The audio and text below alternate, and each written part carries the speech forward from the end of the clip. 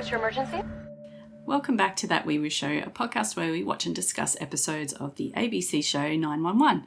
I'm Ellen. I'm Alice. And I'm Bex. Thanks to everyone who has been listening to our Season 3 episodes so far, and all of the rest of them, obviously, and shared all our stuff on social media. We appreciate you all doing that so much. And also people who have been leaving us comments, thank you very much. We'll try and reply to all of them. I think we're up to date, but, you know, we're getting back into the new year still. So, you know, it's an ongoing process. So we're going to talk about, we're up to episode 5 of Season 3. But Alice, would you like to tell us what happened last week? No. Oh, come on.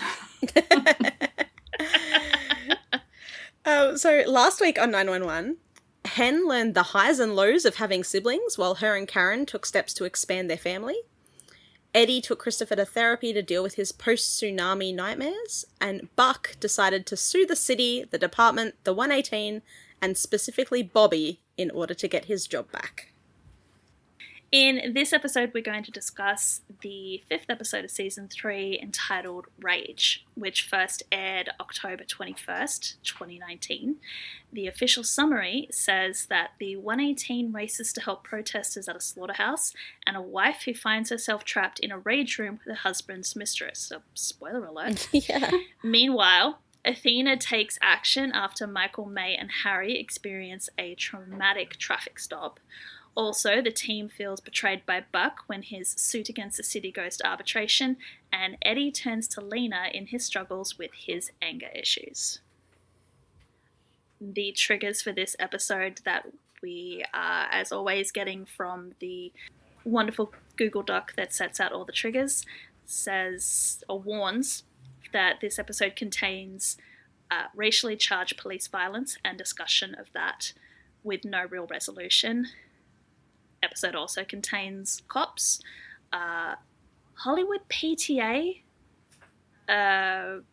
discussion of police violence and racism, fertility issues, MMA fighting / boxing, aka the entire reason they had Ronda Rousey cast on this show, and threat of police gun violence. Yeah, there's a lot in this episode. There is a lot in this episode.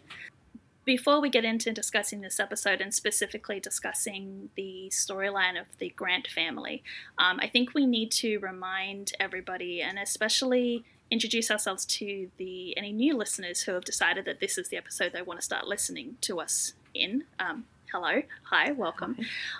We need to reiterate our sort of position when it comes to this episode in that we, your hosts, are 3 white Australian women, and therefore we are never ever going to be in a position to experience that anything like what happens to the Grant family in this episode. Not because we're Australian. Please don't think that because we're Australian that it's all sunshine and roses down here. We definitely have our own issues with our policing system and its treatment of our Indigenous members of society, and especially our Indigenous youths.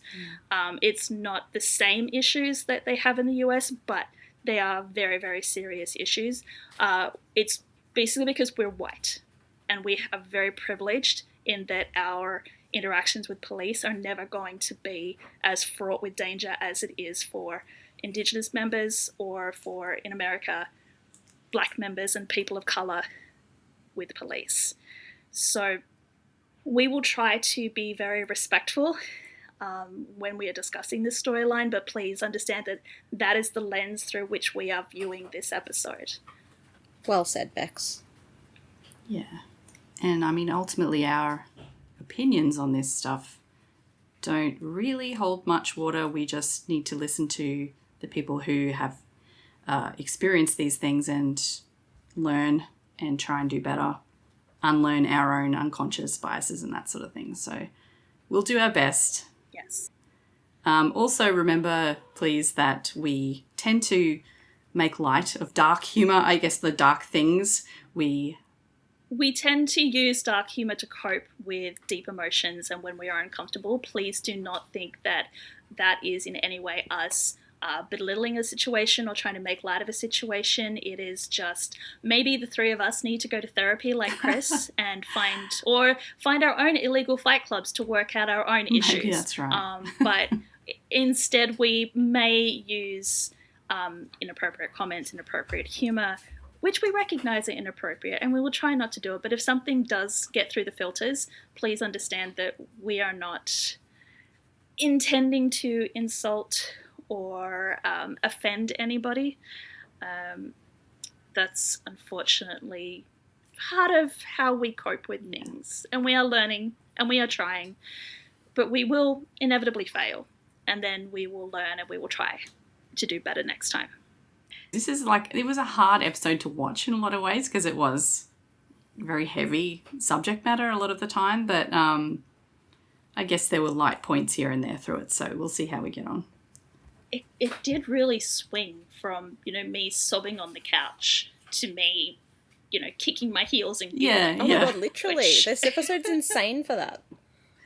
I actually forgot that it all happens in the same episode. Yeah. Yes, I remember that you messaged me like a couple of weeks ago after we finished recording Triggers, and you're like, oh my God, the supermarket scene is next week. And then I started watching Rage, and I'm going, no way, there's no way that the supermarket scene is in this episode. It must be in the next one. There's no way that oh no, it is actually in this episode. They really did go from the Grant traffic stop to divorced husbands on aisle 3 trying to arrange custody. Happy cat laxative powder. But anyway, let's get into the episode itself, because we do have a bit to get through. We're going to start at Happy's Rage Room, which seems to be a bit of a misnomer. Is that what it's called, Happy's? Is it really called Happy's Rage Room? Yes. Yeah, because... is he also the one that makes the laxative powder? I don't know. Maybe. Well, that was really sloppy writing. Happy cats and but happy yeah, Denise people. calls 911 later on, and she has to give Maddie the location. And she says it's Happy's Rage Room. Excellent. All right, so there's these two women who are going to the Rage Room because they need to blow off some steam because they're angry about stuff. Emily doesn't really seem too convinced to start with, but then her friend is like, no, remember how angry he made you before the divorce. So they hype each other up by, reminding of different occasions where they've just been really cross, and then they start smashing stuff up with their baseball bats. Yeah, poor Emily spent $400 on a sous vide and boiled meat in a plastic bag, and Eric didn't even show up. Yeah. I don't even know what any of that means. What is a sous vide? So a sous vide is it's like a... It's a cooking technique. Yeah, it's a mid-temperature, water. It's not quite boiling point, I think, but you basically, put the meat in a vacuum-sealed bag and put it in the sous vide for, 24 hours to cook it. You put and it the becomes food really, in a really bag, tender. and then you cook it in a water bath. Yeah. Okay. How have I never heard of this thing? Okay. I mean, it's incredibly wanky. The only reason I it's know French. is because my brother borrowed a co-worker's sous vide just to play with it. I don't know if he's still got a sous vide, but yeah, that's the only reason I know what it is. I mean, I've got the other end of the spectrum in the Bogan, meat smoker. It's the same deal, right? You just put it in smoke for hours instead of boiling it. Yeah, that's it. Just to make it nice and tender. Okay. Yep. All right, I've learned a thing. Thank you. So then they just start smashing stuff up. Have either of you ever been to one of these Rage Room things? I don't think they exist down here. They do. No, they absolutely do. There's definitely one in Brisbane.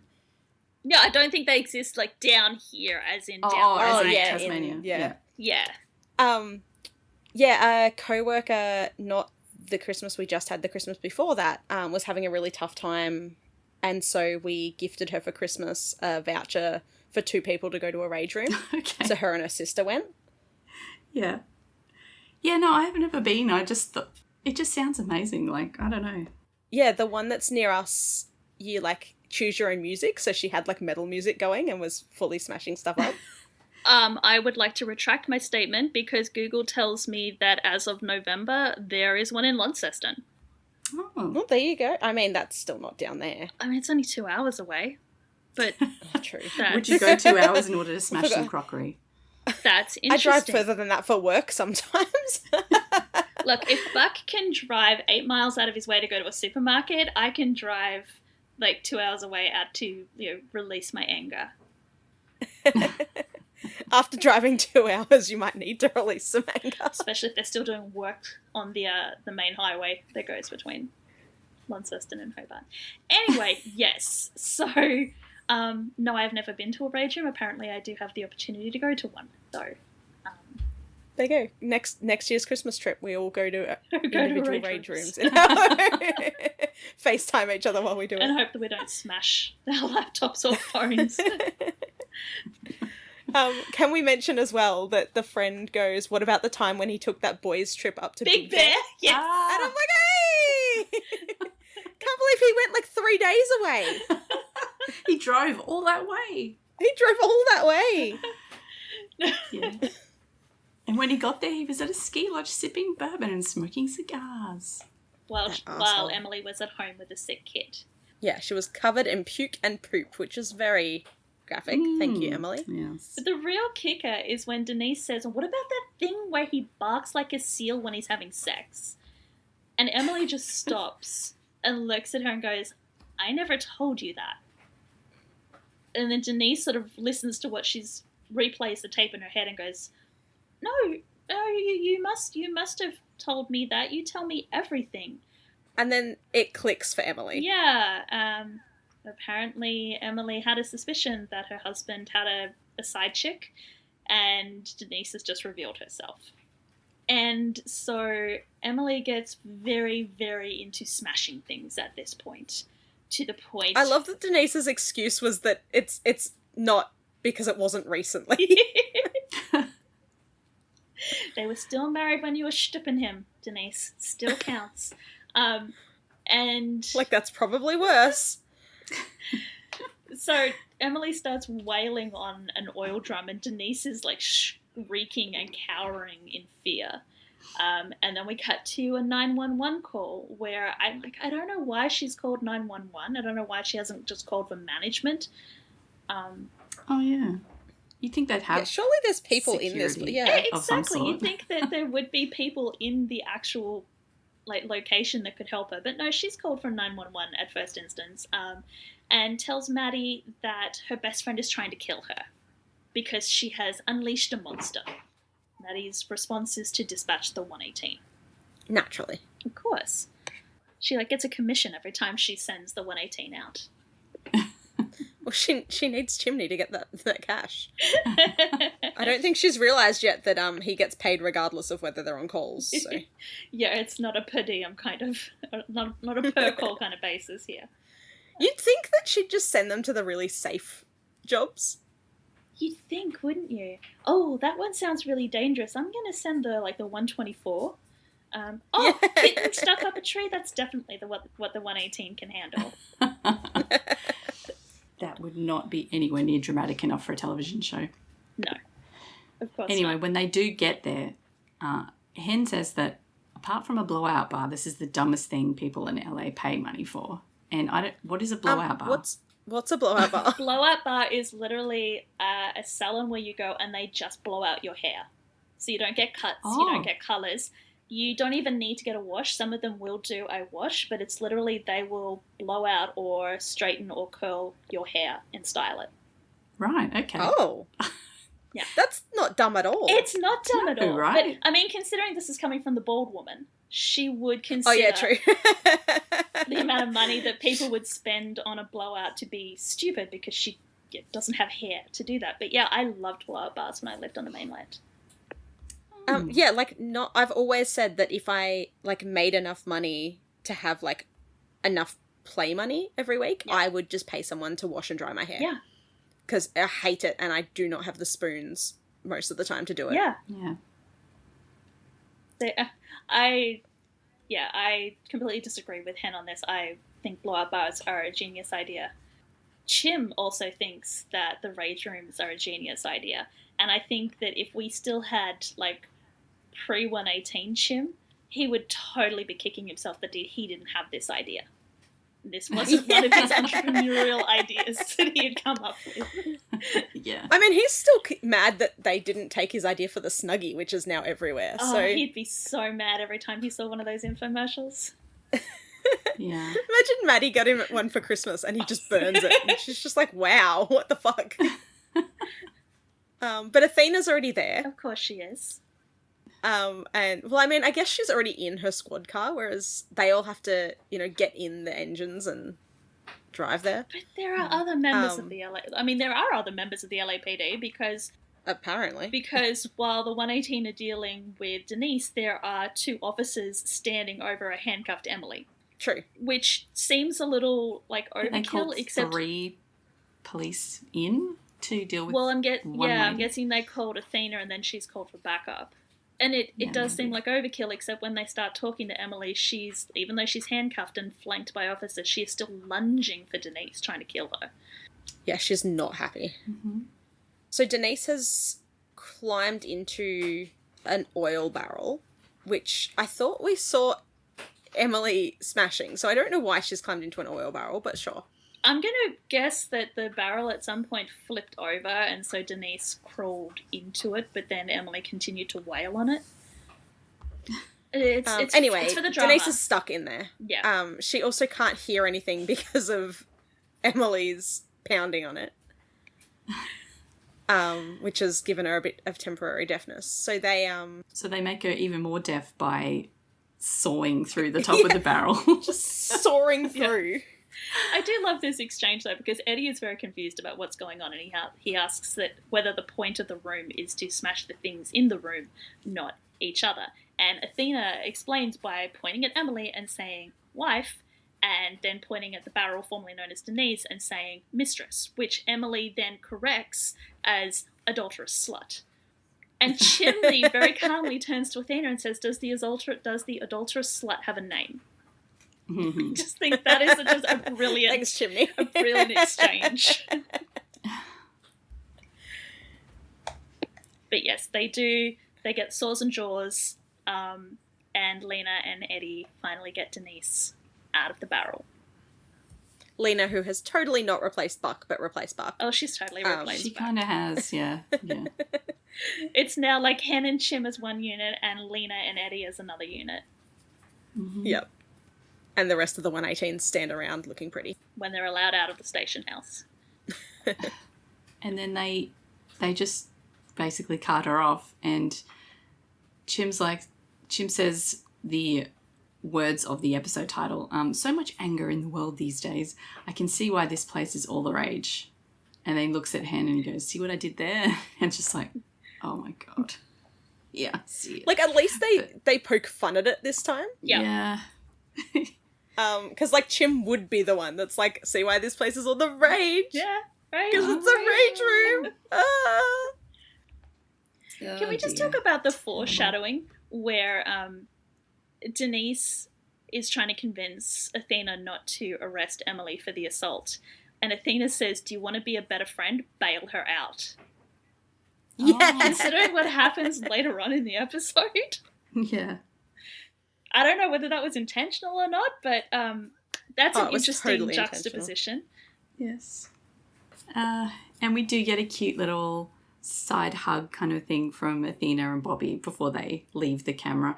It's like, we have to shove in a little bit of PDA somewhere there, so they just have a quick hug before they have to run away. Like, these two are married, remember? These two are married. We got to make sure that we show that they're married. I mean, if they did actually meet each other on a case like this, they probably would. Maybe they're professional most of the time, but, just a quick kiss behind. Gone are the days They of... don't have snobs behind the trucks anymore. Yes. Bobby, almost doing the splits in order to get himself down on Athena's level so that he can, kiss the hell out of her. That was years ago now. It feels like years ago, but I guess it wasn't that long ago. It was, the beginning of season 2? Yeah, a year ago? How much time passed during season 2? Oh, please don't make me think about time. Okay, let's not worry about Yeah, time. It will break my time brain. doesn't exist in this show. Okay, so we're going off to Karen and Hen's place.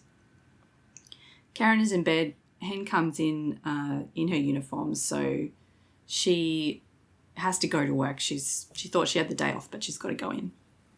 And Karen says, "It's fine. I'm gonna have an easier day than you are."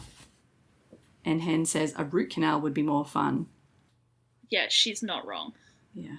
She's going to arbitration. Oh yeah, that's right. Okay. Yeah, she's going to go chat to Buck's Yes. lawyer. Yeah. But we don't know that yet Considering until considering what happens, I'm with her with the root canal. Yes. Yeah. But Karen does get a message on her phone, and she's surprised by the fact that the doctor has told them that 6 embryos have made it. By email. Is that Yeah, normal? an email. I would have thought that they would have called for Call? that information, Yeah. or they would have at least made her log into whatever the health system is that would tell her that information privately, rather than just No, it'd sending probably be email. an email. Anyway, I don't know. I don't know. It's for the drama. Yeah. So they're sending the 6 embryos for testing, and then they can schedule the transfer. And they're both very excited. Yeah. So cute. Hen makes a comment. She's starting to... Oh, this is a terrible pun. She was starting to count her chickens before they hatch.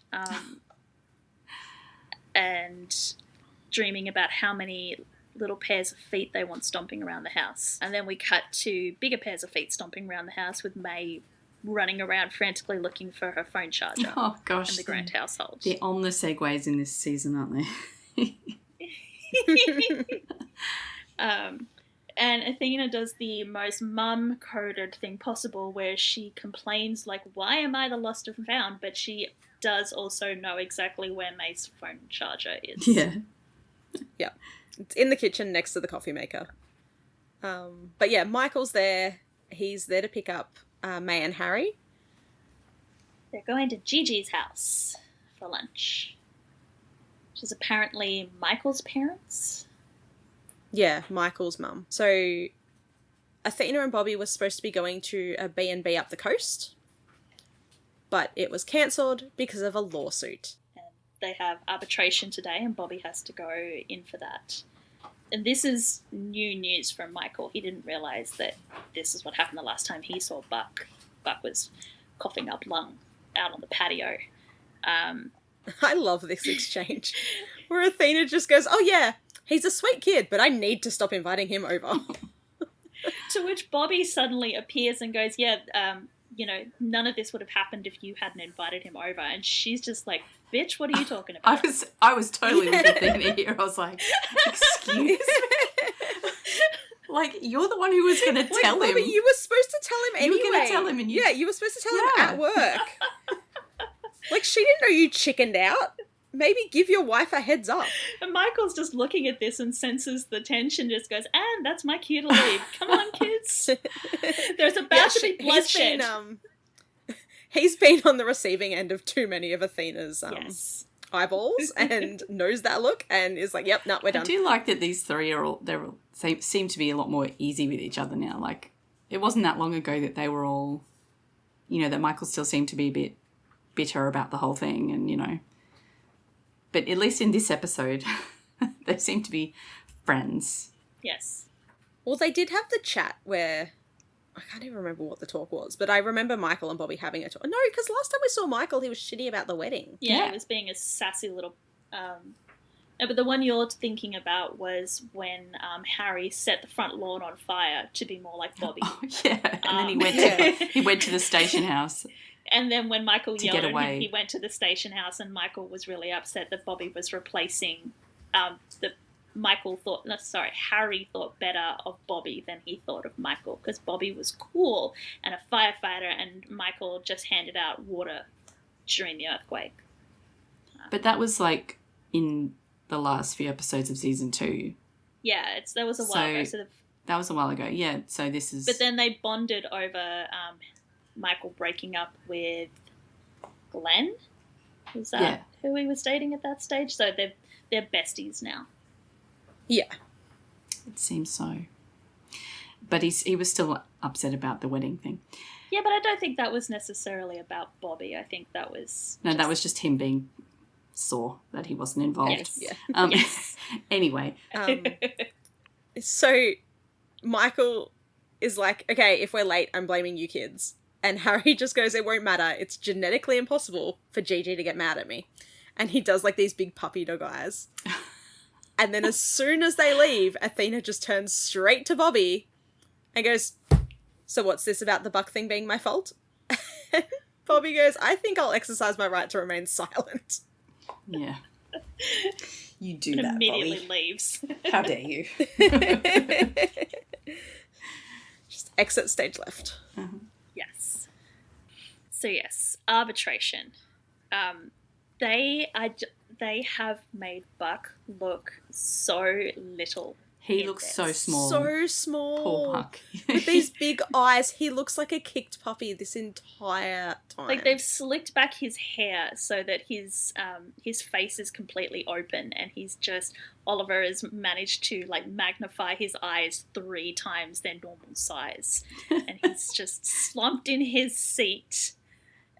he is so baby in this episode. Like, how can you be So mad at him? baby. He's just a baby. Yeah, you can't be mad at the puppy when they pee on the rug. You need to be watching them more. So then we get into arbitration, and the arbitrator sets down the ground rules, not for anyone in the room, but for the audience. And he outlines that the arbitration is to address Mr. Buckley's claim that against the Los Angeles Fire Department for wrongful termination.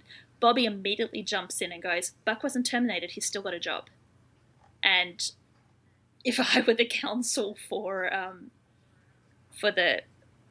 I don't even know whether he's representing the county, whether he's representing the LAFD, whether he's representing Bobby specifically, but I'd be telling him to shut the fuck up. Yeah. Yeah. Because he hands Chase, the Buck's lawyer, his opening. He said that, it's our assertion that firefighter Buckley, while not technically fired, has been constructively terminated from the components of firefighter duty, which is a direct result of a pattern of discriminatory and unequal treatment on the part of Captain Nash. And Bobby continues to flap his mouth and says, unequal treatment? I don't treat Buck any differently than I do any other firefighter under my watch. And Chase immediately says, oh, really? Okay, I so wish that we just had like one other member of the 118 in this, and it's just like, yeah, Bobby absolutely gives him unequal treatment. Bobby doesn't even know my fucking name and has fired and hired Buck more than like any other firefighter. He taught him to make him dinner. He did this. He's basically his son. Yeah. We just need someone from the B Like he shift. gets invited to the barbecues. I never get invited to the barbecues. I'm not allowed drive to sit the at the fucking table. truck, and Bobby doesn't even know my name. But we do. I was away for one weekend and I got back and they'd hired someone in my place. Like, what is this? The way that this scene is constructed is really clever, because every time we cut back from Chase, we're looking at someone else. It reminds me of that Ocean's 911 Yes. episode. Everything else in the room stays the same, but the person sitting opposite Buck at the table is different. So in this instance, we cut back and it is Chimney, who is very happy to tell Chase all about the rebar incident. Yeah, so remember back then when we were thinking, like, how has he come back to work already? Like, he had a rebar through his brain and he's already healed up and back at work. And now we find out that it was like 8 weeks. It's about a month. No, Closer to a month. Yeah. And then apparently it took him all of that time that he was Marie Kondoing his apartment. That was another month that he was off work. So Chase thinks that's very interesting and posits that it's fair to say that Captain Nash has a pattern of allowing firefighters with serious injuries back after or less than a month. And it's not Chim who answers that question, it's Hen. She says, no, I don't think that it's fair to say that. And here's where things take a dark turn, because Chase pulls out a brochure for blood thinners, and he shows it to Hen. And he goes, can you tell us what this is? And Hen recognizes it as medication that she once sold as a pharmaceutical rep back in her pre-118 days. And apparently one of the claims of this brochure, and that was part of Hen's sales pitch, was that the medications would allow patients to resume their normal lives. Yeah. Hen tries to backpedal and says, look, I wasn't a doctor at that stage. I didn't even have any training. I was a sales rep. Yeah, but people can resume their normal lives, and that doesn't involve, like, putting yourself in danger to help other people when there's a fire or something. Like, his argument doesn't hold water here very much. There would be a huge asterisk in the resume your normal lives, and there'd be an asterisk. Then you go down to the bottom of the brochure and it would say, like, normal lives means, like, X, Y, and Z does not include, operating heavy machinery. Like, or being a firefighter.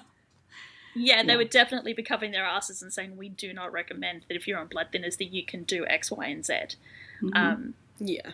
So Chase pushes and says, Hen's like, I was a sales rep, not a doctor.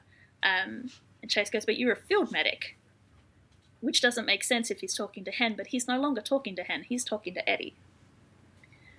And what's really interesting about the conversation that he's having with Eddie is that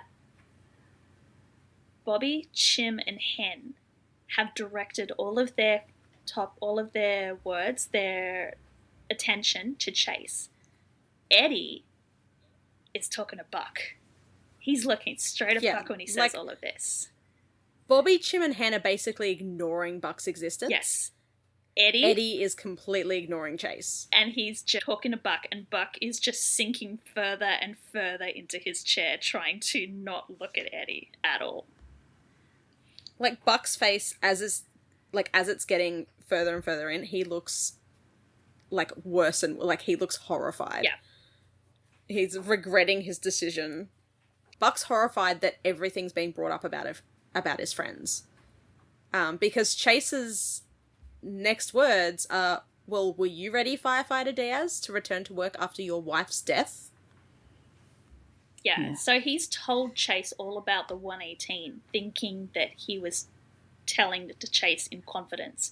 And Chase is using it as evidence for Bobby's discriminatory patterns of like, knowing Buck was just yapping. Like, oh yeah, like, well, Chimney got a rebar through his head and he came back to work. Oh, yeah, And, like, then he got stabbed and he came back to work real quick. And Eddie's wife died and he just came back to work. Yeah. And Chase is writing this all down. Yeah, like, yes, I don't think Buck had any idea how this information was going to be used, and the fact that he aired the 118's dirty laundry in front of Chase, and Chase is now using it all. He is just as shocked and horrified as the members of the 118 are to be faced with this information being thrown in their faces. So Eddie gets thrown with the, you went back to work almost immediately after your wife's death. What do you think about Captain Nash letting you go back to work so soon? And Eddie's like, well, it wasn't Captain Nash, it was interim Captain Hahn because Bobby wasn't there. And Chase is like, oh, that's right, because he was suspended. And then we cut back to Bobby. This whole time I'm just looking at the lawyer, like, firing daggers out of my eyes, the same as Bobby is, really. Yeah. But see, the thing is, it's a smart strategy. Oh, yeah. Because Chase, being the type of lawyer that he is, he doesn't want this to go to court. Because this going to court is going to be super expensive and it's incredibly risky because he gets paid based on how much his clients win.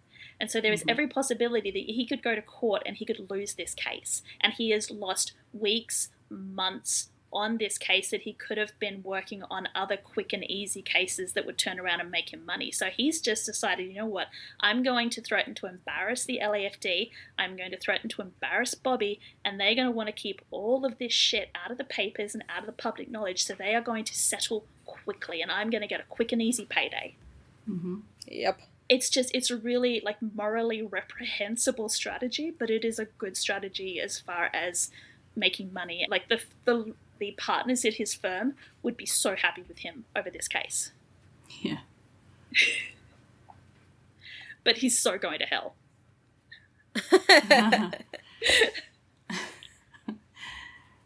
Yeah, so he tells Bobby that, like, he attacks Bobby basically over the fact that he has his own chronic medical condition, and because the National Institute of Health classified alcoholism as a chronic brain disease, apparently.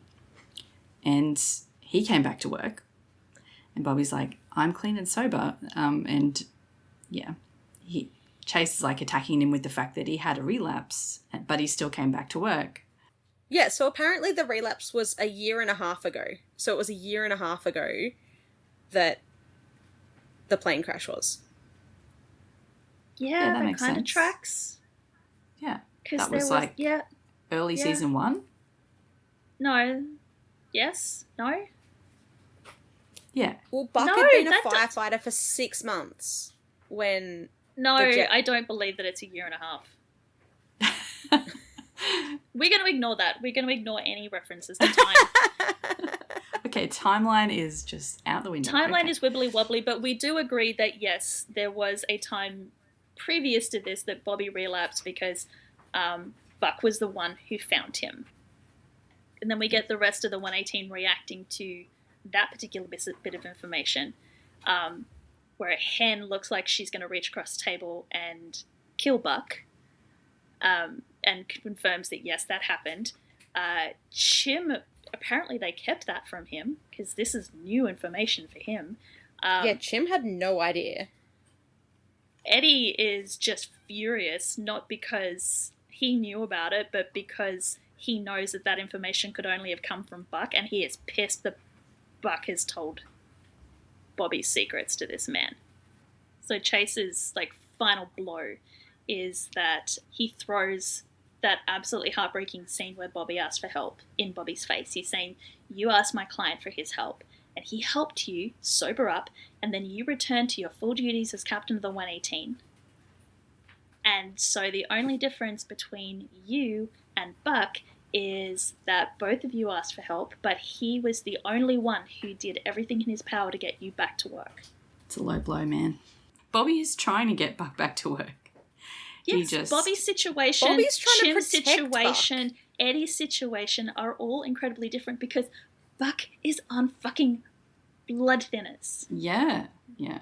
That is the key thing that everyone seems to be forgetting at this point. Bobby is protecting him. Yes. I actually really wonder if you were a brand new recruit and you rocked up to the LAFD and you said, I would like to become a firefighter, and they go, great, here is a form, fill it out, and there's a question on there about your physical health and your medical history, and you go, yeah, you know what, I'm clean, I'm sober, I'm healthy, I am on blood thinners though. Would they actually allow you to become a firefighter, or would they go, no, actually, you being on blood thinners precludes you from becoming a firefighter? It probably depends on the reason that you're on blood thinners, but does it means though? you would blood fail thinners your are Because medical. blood thinners do the same thing. No matter what Yeah. the reason, it's still going to have the possibility that if you get injured, you are going to bleed out. Yeah. You're going to be more that's susceptible to serious injury. no matter likely to what. fail your medical. Yeah, so I think it's perfectly reasonable that if a new recruit could possibly be denied entry, that a returning member would be put on lessened duties for the same reason. Mm-hmm. Just because you passed the tests doesn't mean you're still safe to be out there. I think a lot of it from the LAFD's point of view is that Buck was also injured in the line of work. Mm-hmm. So that's going to be controversial as well. That doesn't change the outcome, though. No, like, he's still on blood thinners, but, like, obviously him now suing them, they're just like, oh, fuck, yeah, like, he was actually injured on our watch. Oh, I see where you're going. Yeah. So after the arbitration, we cut to the very, very angry 118 leaving the law firm. So they're fuming. They're all getting into the elevator. Behind them... All at the same time, too. Yeah. Behind them, further up the hallway, we can see Chase and Buck. And Chase is congratulating Buck, telling him that he did great. He thought that the entire arbitration session went great and that he'd let Buck know what happened. And as Buck starts to walk toward the elevator, Chims reaches over and starts frantically pressing that door close button so that the doors will shut before Buck gets there, so that none of them have to talk to him. And Buck is just watching the doors close on them going, oh no. Come on, guys. Seriously, please talk to me. Nope. You made your bed. Now you have to lie in it. Mm-hmm. But Chase seems to think it went well. It did go well as far as Chase and Buck are concerned. Yeah. Yeah. You know, if... Well, as far as Chase is concerned. Maybe not so much Buck now. Yeah. But if your goal was to try and get this case to settle as quickly as possible, yeah, this went really well. Yeah. Now for something completely different. So we have a live stream. Like, there's comments running up the side of the screen, so trying to keep track of all that, and plus what was going on the screen at the same time was a bit difficult. But basically this group of protesters, like animal rights activist protesters, are filming themselves going to a duck farm where countless innocent duck lives are being snuffed out on a daily basis, and they're gonna shut down the production. So they run into the yard, but it's not all on this guy's phone. Like, we get different camera angles and stuff, so we can see what's happening all over the place. Thank God. It would be very Blair Witch. It would, yeah. It was a bit shaky. We had to watch it all through the shaky phone. Yeah, so they like lock themselves to the they've got these hooks hanging down where they like hang the ducks before they kill them, and like it's a conveyor belt situation. And then the guy who owns the farm comes charging out and it's like, what the hell are you guys doing here? And they're like, we're protesting, we're allowed. And the owner's like, no way, not. You're trespassing. This is like, you can't do this. So the protesters are like using these bike lock things to attach themselves to the equipment, and they're shouting, like rage against the cage. They're the solid metal bike locks that's serious. Yeah. And someone opens up the electrical like box, the fuse box type thing, and pours something all over it.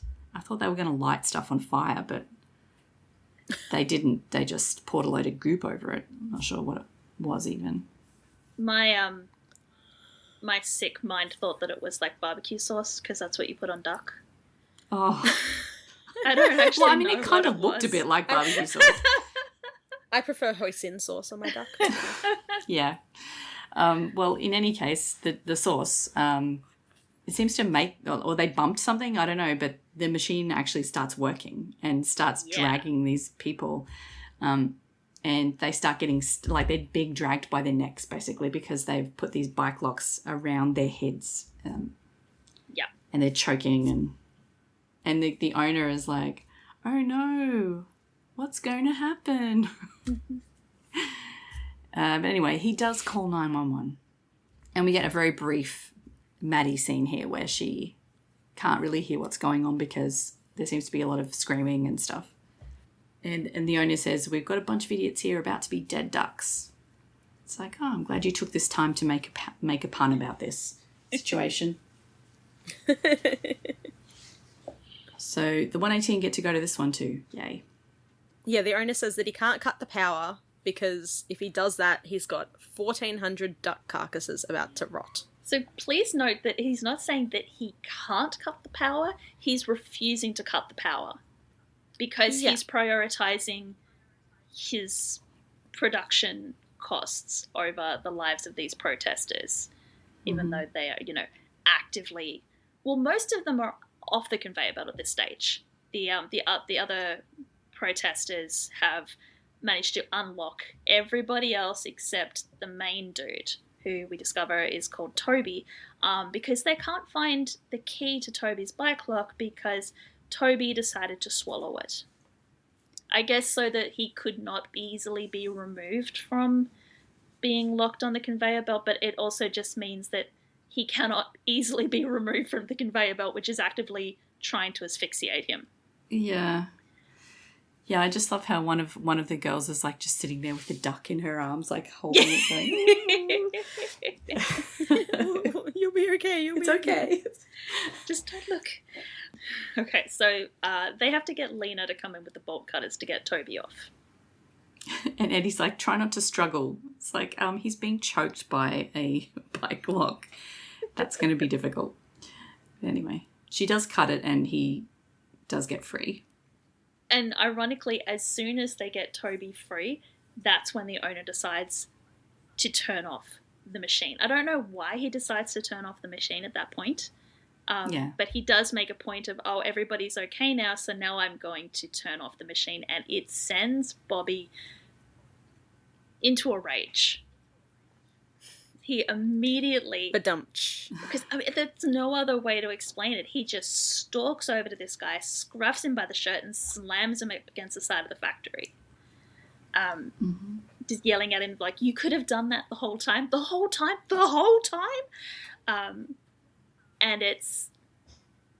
Hen has to run over and basically pull Bobby off this guy. So maybe that's why he turned the machine off, just so we get that wonderful dramatic moment of Bobby losing his cool and flying into a rage, because, the episode is rage. Oh, yeah, for the drama.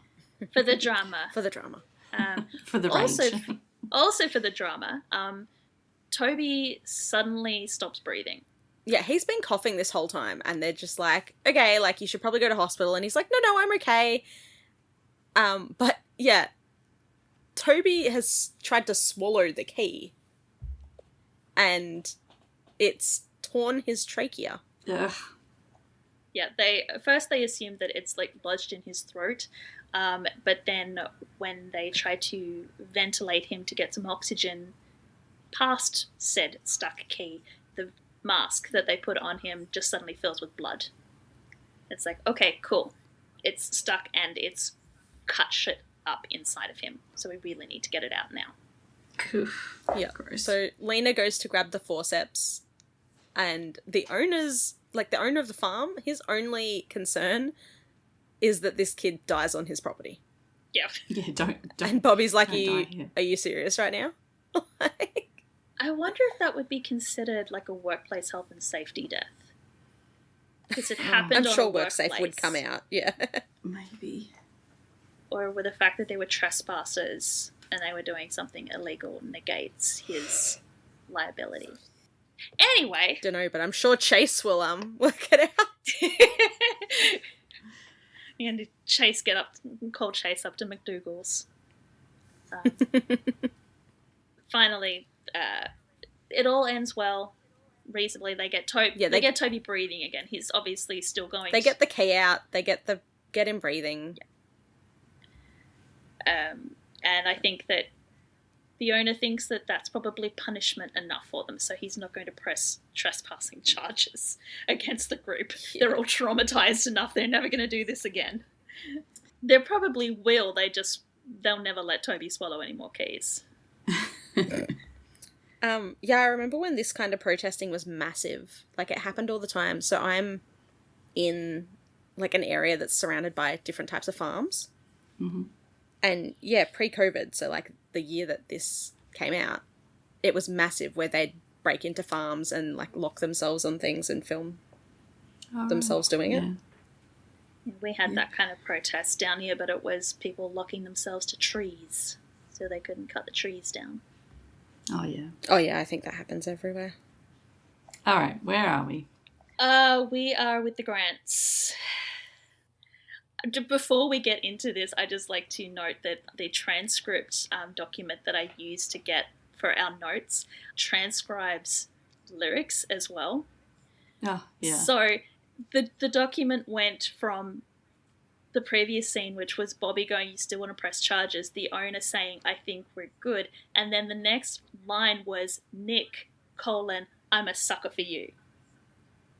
Oh. And I'm going, what the hell does that mean? And then it was when I actually started watching the scene, they were transcribing Nick Jonas singing "I'm a sucker for you" because that's the song that's playing on the radio. But the transcription program had just picked up that and recognized which Jonas brother was singing. I don't know. Oh. That's the most important part of this scene, clearly. So anyway, the nicest part of this scene. It's all downhill from here. Yeah. So Harry and May and Michael are on their way back from Gigi's. They've just crossed LA city limits. Harry is sound asleep in the... And he's stretched out across the back of the seat. car. I'm sure that's not safe. I'm pretty sure it's not safe. Yeah. But he looks comfortable. He does. He's bundled up. So Michael tells May, who's got her phone in her hand, despite the fact that they're supposed to be technology free for this road trip, to call Athena and let them know that they'll be about half an hour away, when they hear sirens chirp behind them and lights start flashing through the rear window. And when Michael starts to pull the car over to let them pass, the car follows them over to the side of the road. And May's like, "Oh, I guess we're not going to be 30 minutes away." And sort of puts her phone down, but she still has it in her hand, and that's important. Yeah, so two guys get out of the car. They're white men, older. So there's one older guy and one younger guy. Yeah, so just for ease of talking about this scene, the older cop is Reynolds, the younger cop is Martin. Just I know I've got remember that. Yeah. And both of them have body cameras on, which is also important for later. So Michael is very friendly to them when he does speak to them at first. He says hi. The cop asks for his license and registration, so he says, "It's in the glove box. May I reach? Do you mind if I reach for it?" I'm being very careful not to make sudden movements or anything, which is protocol for very interesting that when the cop approaches the window, Michael is very pointedly got his hands at 10 and 2 on the top of the steering wheel. Mm-hmm. Yeah, they're in plain view. So the Reynolds takes Michael's license and registration, doesn't even look at it, and orders him out of the car. And May starts to arc up at this point, like, "Why do you need to get out of the car?" And Michael just tells her to sit tight and gets out. Apparently, Michael's registration is expired. He said expired tag, so I'm guessing it's like the license plate. His registration is expired. And Michael seems relieved. He's like, "Oh, that's something that's like easy to fix." He's like, no, I have the new tags in my car. And he starts to turn to go and get them back out of the car. And Reynolds is like, "Don't move. Turn around, put your hands on the hood, and wait here while I go and run your plates." And Michael's like, "No, but I've got just like, wait a second." And he takes a step towards Reynolds, and Reynolds snaps. He grabs Michael, spins him around, and slams him against the bonnet of the car. At which point, May starts filming on her phone. And she gets out of the car, and she's got her phone pointed at Reynolds and Michael, and is asking very clearly, "What are you doing to my dad?" And both Martin, the younger cop, who was standing around at May's side and has tried valiantly to stop her from getting out of the car, but has failed miserably, tell her to get back in the car. And the commotion wakes up Harry. So he sits up. And the younger cop, Martin, sees movement inside the car and immediately pulls his gun from his holster and points it at Harry through the windshield. Yeah. We have to note that both cops walked up to this traffic stop with their hands on their holsters. And it's made very clear that their hands are already there ready to pull their weapons. So suddenly, Harry's freaking out because he's got a gun pointed at him. Michael is freaking out because this cop is pointing a gun at his son. May is freaking out because her dad is freaking out and there is a gun pointed at her brother. At this point, Reynolds has also pulled his gun and is pointing it at the back of Michael's head. Oh, and it's God. not until Michael invokes Athena's name that they stand down. Yeah. And he says, "Don't shoot my son, don't shoot my son." Yeah. So, At which point, it's so scary. it's freaking scary. And then the younger cop, Martin, goes around and sort of checks in the back seat. And you've got Harry looking so tiny, just sitting there with his hands up in the air. And Martin realizes it's a fucking kid. Mm-hmm. And so Reynolds and Martin withdraw slightly to talk about what's just happened. Michael grabs May in a hug and he's like telling Harry, you just stay in the car, kid. Like, I know this is scary, but I just need you to stay in the car just a little bit longer. And the cops, you can hear them very clearly say, "It's all good, we got this." Or you can hear Reynolds tell Martin, "It's all good, we got this." And then he has the audacity to walk back to Michael and go, "You folks have a nice night then." And then they get in their car and drive off. Then he goes and gets Harry out of the car And then, once the cops are back in the car and it's safe, Harry can come out. He, literally dives into Michael's arms. Yes. Quite a scene. But yeah, this whole scene, it's scary, it's frantic. Yeah. And how quickly it turns. Yeah. We cut to commercial, and then when we come back, it's a continuation of this scene. Michael has arrived at Athena's house and he is telling her what has just happened. I do really appreciate that they don't segue into another comedic scene. Oh God, Yeah. could you Between- imagine? Yeah. Then and now. They just go straight into Michael telling Athena what happened. Yeah, and she's trying to convince him that it was just a bad stop and we'll file a complaint. There will be an investigation. And Michael's like, what will happen out of that? Like, we'd be lucky if they'd get a slap on the wrist. That'd be it. Like, they pulled their guns on them. It's so interesting that in this scene, Athena is centered firmly on the side of the police. Yeah, I think she's just trying to calm him down a little bit, right? I know, but it's not working at interesting all. that there's so many facets to Athena. You've got Athena, the police officer, but you've also got Athena, the black woman. You've got Athena, the woman of black children. And in this scene, we just see Athena, the cop, who is trying to defend the actions of the police officers who have traumatized her children. Yeah. And I know we've talked a lot about this show being propaganda, and so I don't expect really anything else. It's interesting. Yeah, I want, like, she's also been in situations like this before with, maybe not in this exact kind of situation, but where traffic stops have gone wrong and she's been a threat. She's had to do this as well, but, obviously this was a different motivation that the cops had. She's not doing a great job of calming Michael down at all. And May is really cross. She's like, I'm going to post this video. Yeah. May's online. furious. Harry's terrified still. Yeah. Like, Harry's like, is Dad going to get arrested? Because think about it from Harry's point of view. So he has probably grown up knowing that police officers are the good guys because his mother's a cop and he's probably been around police his entire life. And then you've got, the media that we consume push the narrative that police are the good guys. You go to police to help. They are the ones that are going to keep you safe. He even says that later on the episode. I thought police were there to keep us safe. And that the people at the other end of the guns are the bad guys. So the police use their guns to protect you from the bad guys. And suddenly he's in a situation where the police are pointing the guns at his dad. And the police are pointing their guns at him. And so he's got this, he even asks, like, is Dad going to go to jail? Because for his, very simple worldview, if you're having a gun pointed at you, you're a bad guy and you're going to go to jail. And he doesn't understand why his dad will be going to jail, but he thinks that's the logical conclusion. And his dad says, oh no, they just pulled the gun on me because I'm a scary black man.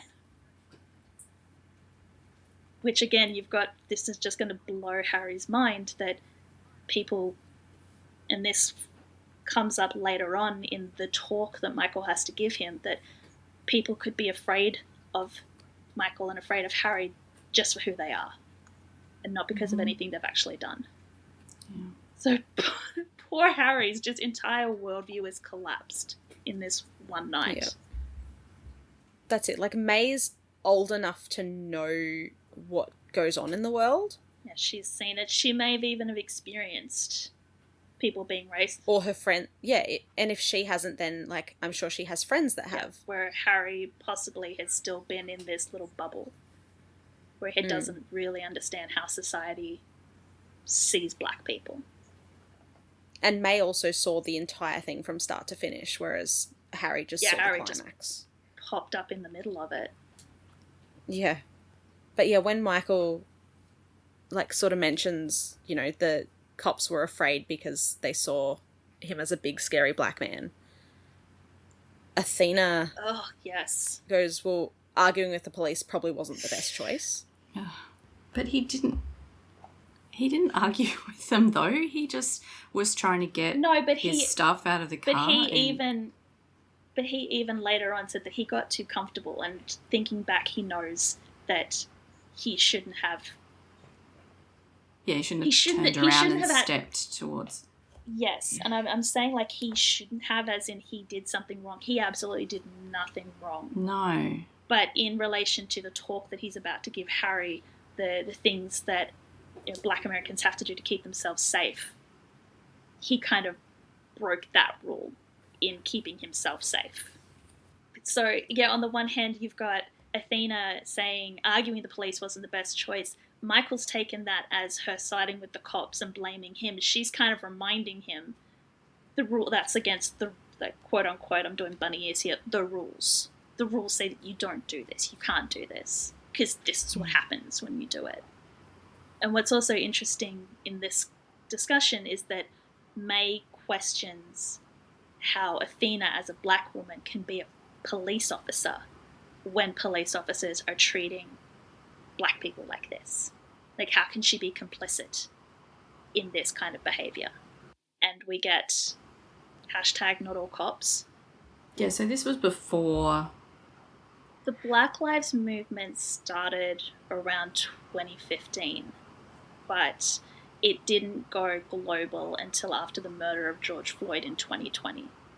So I think that's the other thing that's interesting about this episode, is that it was written and aired in 2019, before America and the world really became aware of the systemic racism that was built into police, and really became aware of sort of white privilege and all of those things that were brought to our attention due to the Black Lives Matter movement. So yeah, I mean, it's obviously been happening for a really long time, but just that it wasn't brought to the public consciousness. So we're viewing this episode through a lens that was not intended back in 2019. Well, there was the story of the kid that was walking home, Trayvon Martin, and thank you, and got shot. Yeah, I'm trying to remember what year that was, because that was definitely before that. That was around 2015. That was kind of that case, and there was another case. Trayvon Martin was 2013, and then there were cases in sort of 2014, 2015 that really started the conversation and the movement to protect Black lives. But it was George Floyd that was the match in the powder keg that really made it go as big as it did. Yeah, when all the massive protests. It's one of those things that was building for decades. But with Trayvon Martin, that wasn't death by police. That was just police mishandling the death of a black man, a black boy, because he was only 17. But so that was kind of, the conversation was happening, the outrage was happening, but George Floyd, very definitely, that was murder by police. That was very definitely police responding to a police response in a traffic stop to a black man. So yeah, so the conversations that we're having now and the understanding of how like the entire justice system, entire law enforcement system have the racism that's sort of embedded in that, and the understanding that it's, it's the system that creates situations like this, not just the individual cops. That's not the conversation that was happening on a wider level when this episode aired, I don't think. So we're looking, like I said, we're looking at this post Black Lives Matter movement and implying what we know and what we've learned to this episode, when I don't think that that was the intention of this episode. This episode wasn't about racism and police. It's about the unfairness and the rage of a man being treated unfairly by a system that's supposed to protect him. Mm-hmm. Yeah, there's so much of this that's just way outside our scope of understanding, even. And I think that's one of the things that frustrates me about this episode, and it's taken me a while to unpack why it's frustrated me, and it's because having become aware of and have learned everything that I've learned because the Black Lives Matter and the education that the Black Lives Matter has given on this set of issues, I wanted more from this episode. And I've really had to sort of step back and go, but no, that's not what this episode is about. It's not about the framework. It's about Michael's experience and Harry's experience and May's experience. It's the rage of being in that situation and not being able to do anything. The helplessness and the fact that they are in this situation to start with at no fault of their own. Yeah. So I guess at the end of this, they don't really resolve anything. May says she's going to post the video online, and Athena tells her not to. They don't need that kind of attention. And Michael's just sort of like, oh, you're right. Nobody got shot, right? Everything's going to be fine. Being extremely sarcastic about it. But Athena just tells him that the police are not the enemy. It's not us versus them. And then that's kind of the end of it, because they're still having an argument when we end the scene. Well, Athena says that she doesn't want to teach their kids that it's like us versus them. And Michael says, well, tell your colleagues that, because that's how I felt when they pulled a gun out on our son. Yeah. Okay, so now we are going to go to a slightly lighter scene. Yes. Well, momentarily lighter. We have Eddie. Eddie's taking Chris to a birthday party. Not just a birthday party. He's going for a sleepover. The kid's got a suitcase. Yeah. Which Eddie's a little bit hesitant about letting him go for a sleepover because of the history of nightmares that he's been having. And he says that he can get Carla to come pick Chris up after the party, and Chris is like, no, I want to go to the sleepover. Like, he doesn't want to be the loser kid that gets picked up after the party when everyone else is going for the sleepover. Like, he needs the full experience. Yeah. Anyway, the kid who's Chris's friend is really excited that he's there, so that's really cute. They go off together towards the party. Apparently, Eddie's sent emails, plural, which the birthday boy's mum says were very detailed. Poor Tasha. She seems to understand though where Eddie's coming from, and she's being very supportive. And yeah, we find out Chris hasn't had a nightmare in a week, and the doctor says a sleepover will be great for him. But Eddie's not so sure it's going to be great for him. Great for Eddie, that is. Oh no, it's not going to be good for Eddie. Eddie's not going to get any sleep. But the kids are going to camp in the backyard, and the dad will be in the tent next to them, and they'll call if there's any problem, but go relax. She will return Chris in one piece. Which, considering the last time Eddie handed his kid off to somebody, like, I understand why he's trepidatious. Yeah. Yes. I mean, to be fair, for being a helicopter because parent. he did go back the next day and throw Chris at Buck again. So, and the park seems pretty inland, so it'll be fine. Yeah. Okay. So he didn't turn into helicopter parent after that. He just went, he'll be right. He survived this. He's going to survive anything. Off to Buck, so. We don't know. He probably has Buck's, like, car tracked. When Eddie gets back to his car, there's a guy there who is wearing like a knee brace thing. And he has a go at Eddie. He's like, that's a handicapped spot. And Eddie's like, yeah, I know. I know. This idiot had knee surgery and had to park 3 rows in. But look at you parking in the handicap place. And Eddie's sort of trying to tell him that his kid has CP and he's just dropped him off. And this guy doesn't believe him at all. So interestingly, Eddie would be eligible for a disabled placket. Well, actually, Chris would be eligible for a placket that Eddie could apply for, that he could put in on the dashboard of his truck when he's driving Chris around. I'm assuming he does have one. No, he doesn't. Do they have... is it like in Australia where it's really, like, obvious? Maybe they just couldn't get one for filming. Like, they're big kind of...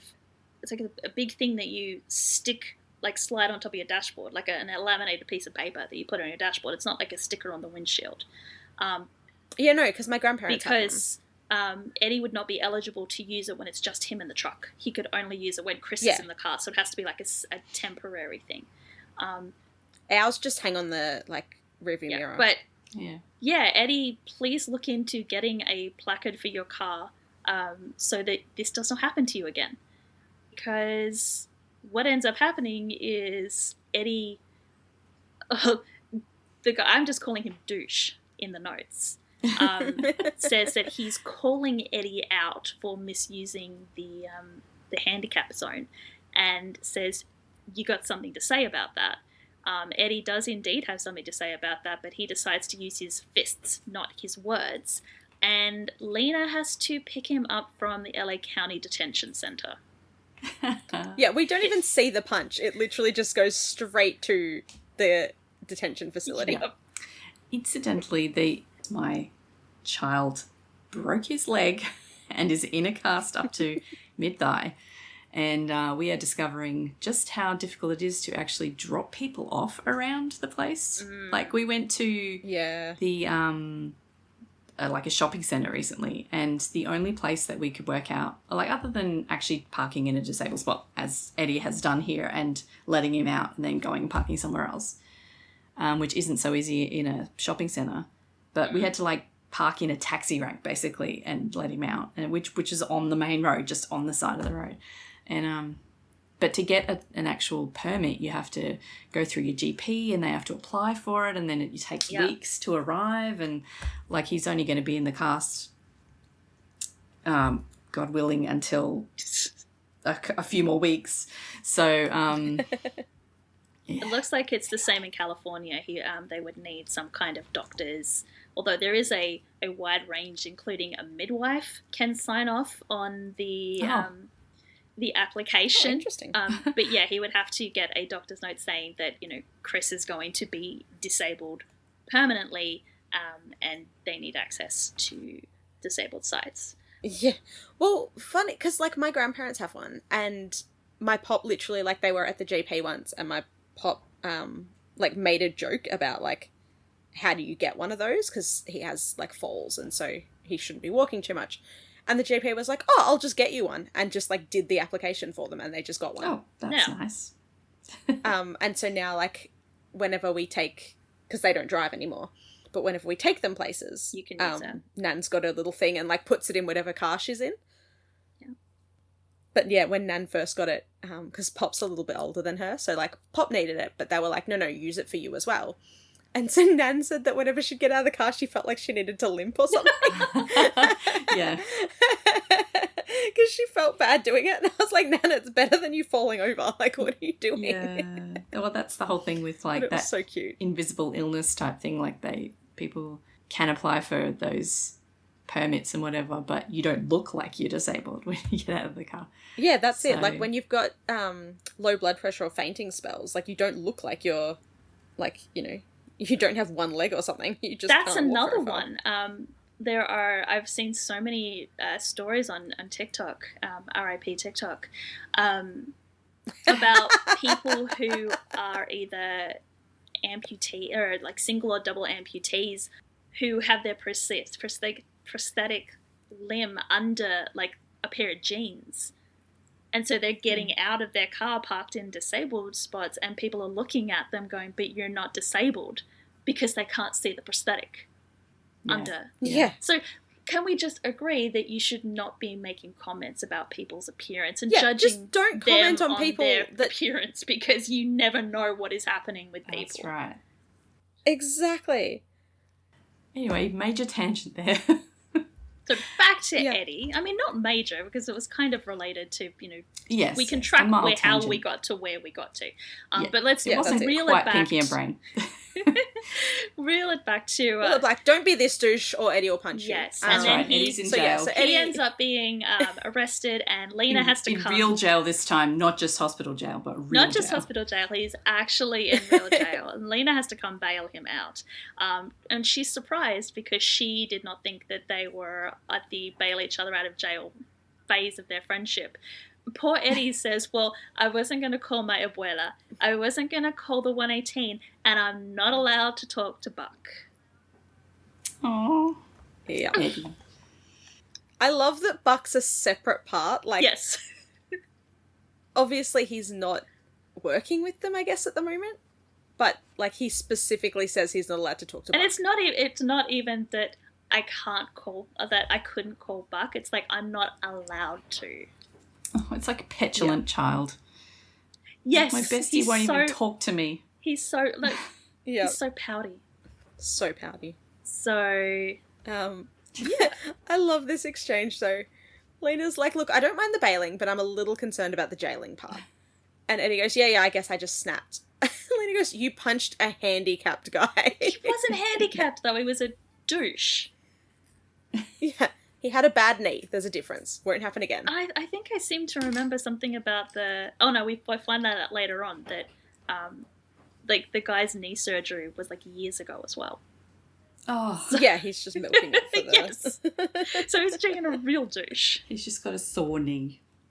Probably not even sore. Well, they can't have Eddie punch an actual handicapped person, so they have to make him an arsehole. Fair enough.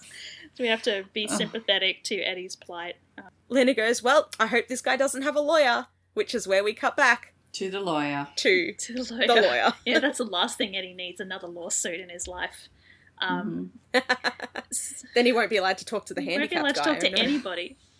So we return to, I can't even remember the name of the law firm, but we go back to Chase. And he has a meeting with Buck because he has big news, because the city has offered to settle and they have put a number on it. So Chase writes down the city's offer and hands it over to Buck. And Buck is just like, what the fuck is this? Like, this... Yeah, Buck looks so disappointed. Because, like, this is all they're offering, and Chase is like, wait, did I forget to put in a zero? And takes a card back, and sort of you can see him counting. He's like, no, I got it right. Apparently, the LA County is offering Buck millions of dollars to settle this wrongful termination and discrimination case. But Buck doesn't want millions. He wants his job back.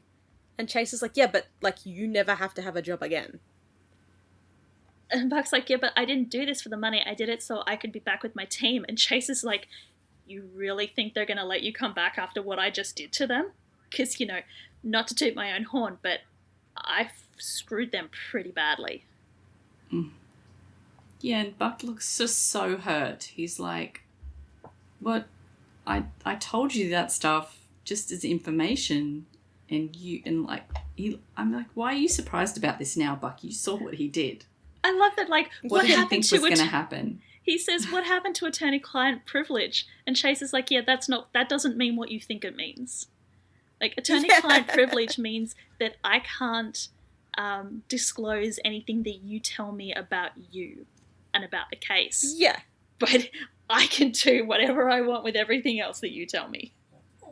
And he's like, we won. Yeah, he's like, I did exactly what you wanted me to do. We won this case. And Buck's like, well, we didn't exactly do it the way I wanted you to do it, and this doesn't really feel like winning. And the scene ends with Chase going, So what do you want to do? But we never find out what he did. No, we don't, because we're going to cut to the LAPD. We're not going to get a resolution on this storyline. Yet. Maybe. Oh. Kind. So we do find out eventually? No, don't well, tell I me, mean, I'll find out. we see what happens at the end of the episode, but Oh, yeah. like, we'll discuss that when we get there. Okay. We'll get there. Right now, Athena is being a bit of a masochist, and she's watching, I think it's Martin's body cam footage.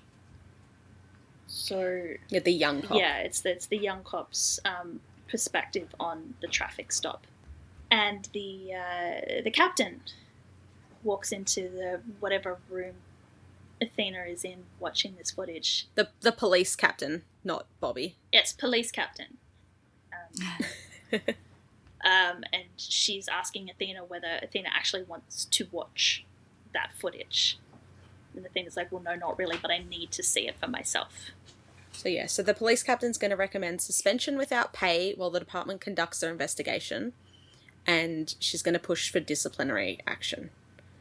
And Athena goes, so most likely there'll be no real consequences for their actions, and none that will feel satisfying.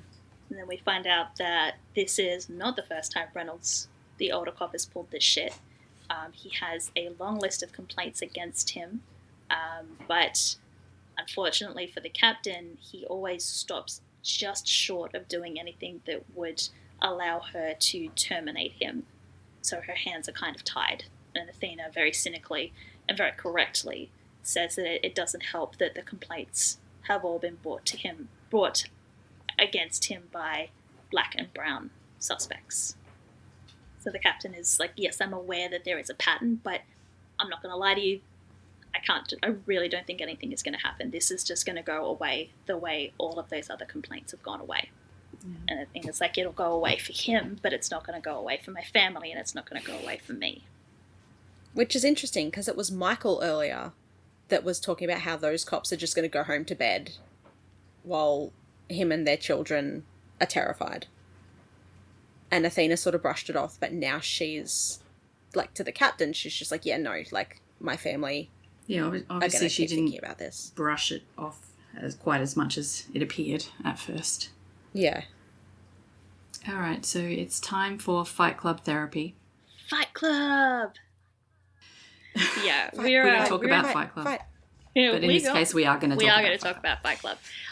We're definitely going to talk about Fight Club. Yeah, so we're in a scrapyard where... Although how funny would it be if we just skipped this whole scene? We can't talk about this. Fight Club. Back to Michael and Bobby. This is the cleanest and most organised scrapyard that I've ever seen. And everybody has made kind of a ring using they're tailgating in a ring. There are tyres stacked up to be the back of the ring. And everyone is sitting on their trucks, standing around, watching two shirtless men in the middle of the ring beat the crap out of each other.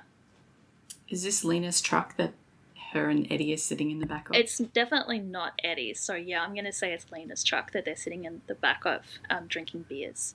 And yes, Lena has brought Eddie to Fight Club, which Eddie is very dubious about. Yeah, Eddie's just checking his phone because he wants to make sure Christopher didn't text. And Lena's like, he's not going to text. He's having the time of your life. You, on the other hand, are so amped you can't see straight. Yeah. Eddie doesn't see how fake Fight Club is going to help him. But Lena tells him that he is a powder keg, and a place like this could be a healthy outlet for his issues. Like, I'm not sure how healthy it's going to be, but hey. At which point, the organizer yells, "Bosco, you're up." And Eddie's like, wait, you're going to fight? And Lena strips off her shirt and goes, you aren't the only one who's got stuff to work out. Hold my beer. And this is the entire reason why they got Ronda Rousey on this show. For this scene and this storyline. Because if you're going to have someone who is like a world-class winning MMA fighter, you got to have her fight somebody on screen. And she does. She absolutely kicks the tar out of this guy. Much to Eddie's surprise. Yeah. And I don't know anything about fighting, but it looked impressive. So, we're not gonna go like blow for blow and go through step by step through the choreography of the fight. It's just very impressive. Yeah, Lena wailed on him. She's ducking and weaving, and then she smacks him. Yeah. She has to be dragged off him by the end of it. Mm-hmm. Like, this guy does not tap out, because tapping out would require him to drop his guard, and Lena's got her elbows into his face pretty deep. Okay, time to go back to the Grant house, and Michael has come over for dinner. And he and Bobby are sitting out on the patio outside, and he says, "Thanks for dinner. I really needed to see my kids." Bobby asks him how he's doing. You know, he's telling Bobby about what happened, and Bobby's like, "I'm really sorry. I wish I could help in some way." But Michael's just like, "No, I'm glad that you don't have to know about this. And if something had happened to me, I'm really happy that they have you, because I know you love them like they're your own." And Bobby's just like, "Wait, you stop thinking like that. Like, nothing's going to happen to you. Like, you're going to be okay." And this is like, this scene just made me cry, because, you know, Michael says at Harry's 10, he shouldn't be worried about anything. And now I have to sit him down and talk to him about this. He has to give him the talk. Yeah. Which, for, like, you and I talking about giving our kids the talk, it's probably going to be the sex talk.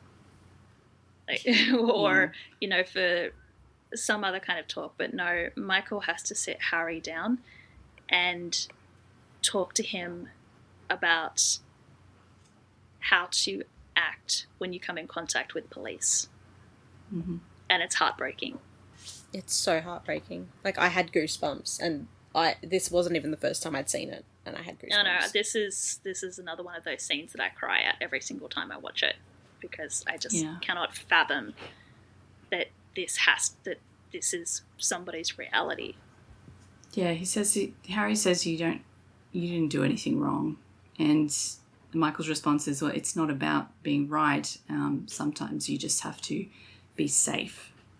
And Harry's like, "Aren't they supposed to keep us safe?" And Michael's like, "That not all officers are like your mum. There are some bad ones. But some of them treat you like you're different to the others." Yeah, so that worldview that had already been smashed earlier is just completely being shattered here, because he's suddenly being brought face to face with the idea that people are going to treat, and it's being confirmed, people are going to treat you different because you are black. And as much as Michael is trying to enforce that there is nothing wrong with him, that he is beautiful, he is smart, he is kind, he is an amazing black boy who's going to grow up to be an amazing black man, there are going to be some people who aren't going to see that. They will look at you, they will look at him, and they will judge him. And there is nothing that Harry or Michael can do to stop that.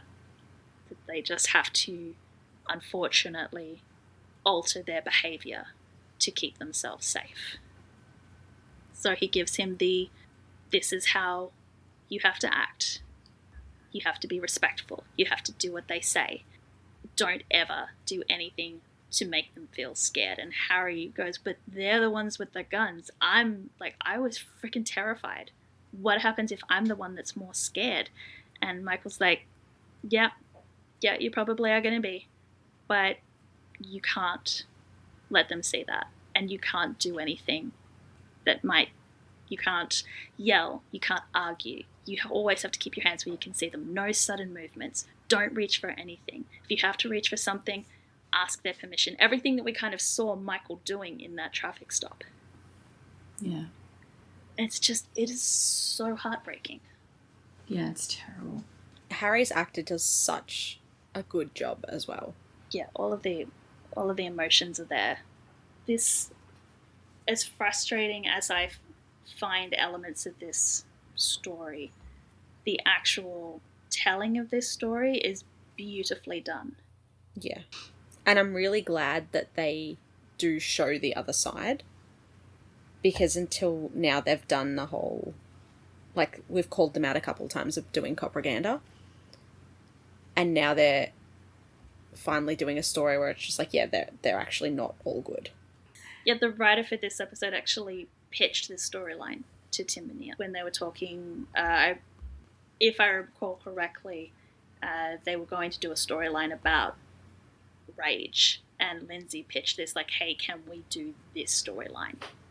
And the way that it has been approached, it would have been very easy for 911 to go for the drama, like really go for the drama the way they do with a lot of really highly traumatic storylines, but I think they've approached this very respectfully and very realistically.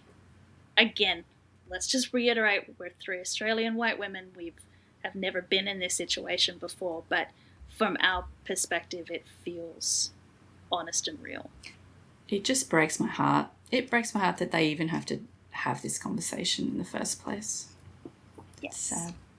So while Harry and Michael are having this conversation, Athena is having conversations of her own, because we see yet another traffic stop. Another car is pulled over by a patrol car, except this time it's Reynolds being pulled over, and he's being pulled over by Athena.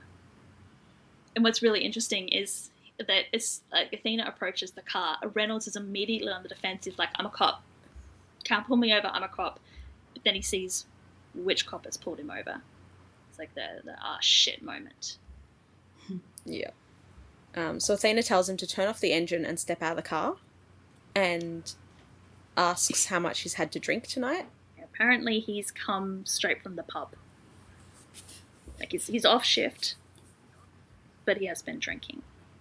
And she wants his license, registration, proof of insurance, and him out of the car. So she can do a field sobriety test, which is that fun thing they do where they make you try and walk in a straight line heel toe.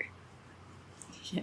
So, stand do on one leg. Americans actually do the field sobriety test? Because here they just do, like, they just get the breathalyzer out. Yeah. Maybe the they cops don't over do there are not. breathalyzers. Yeah, maybe they're not equipped with that kind of stuff in their patrol cars. Where I'm pretty sure just strange. they do Like, here. I would say even if they did have breathalyzers as part of their response to traffic stops, the whole point is to humiliate him. So she might have the breathalyzer in the car, but she's going to make him do this because this is still there are still cars going past, and they're going to see him on the side of the road being treated like an old drunk, which he is in this instance. Yeah. So yeah, he's like, legally I can refuse that, and Athena goes, legally I can throw you in jail. He's glassy-eyed, smells like alcohol, and since they're being all by the book now... He does apologise to her. I didn't know it was your family when we made the stop. And yeah, but Athena's just like, the are bad you kidding? thing about all of these apologies that come from first Reynolds and then Martin is they're not sorry that they did it. They're sorry that they did it to Athena's family. So they're sorry that they did it to a family that they got caught, and there are now repercussions. Yes. Yeah, they're not sorry about the way that they treat people. No, they're sorry that they got caught. Yeah. They're sorry that they see the reactions to it in real time, because normally they wouldn't see any of that. They'd just be like, yeah, whatever. But they've seen that Athena is angry. They've seen the things that are going to happen to them. Now they're sorry. If you believe what the captain was saying and what Athena was going through, all of the complaints against Reynolds, there have never been any consequences because they don't believe the people who have been bringing the complaints. But because Athena is a cop, that makes her complaint different.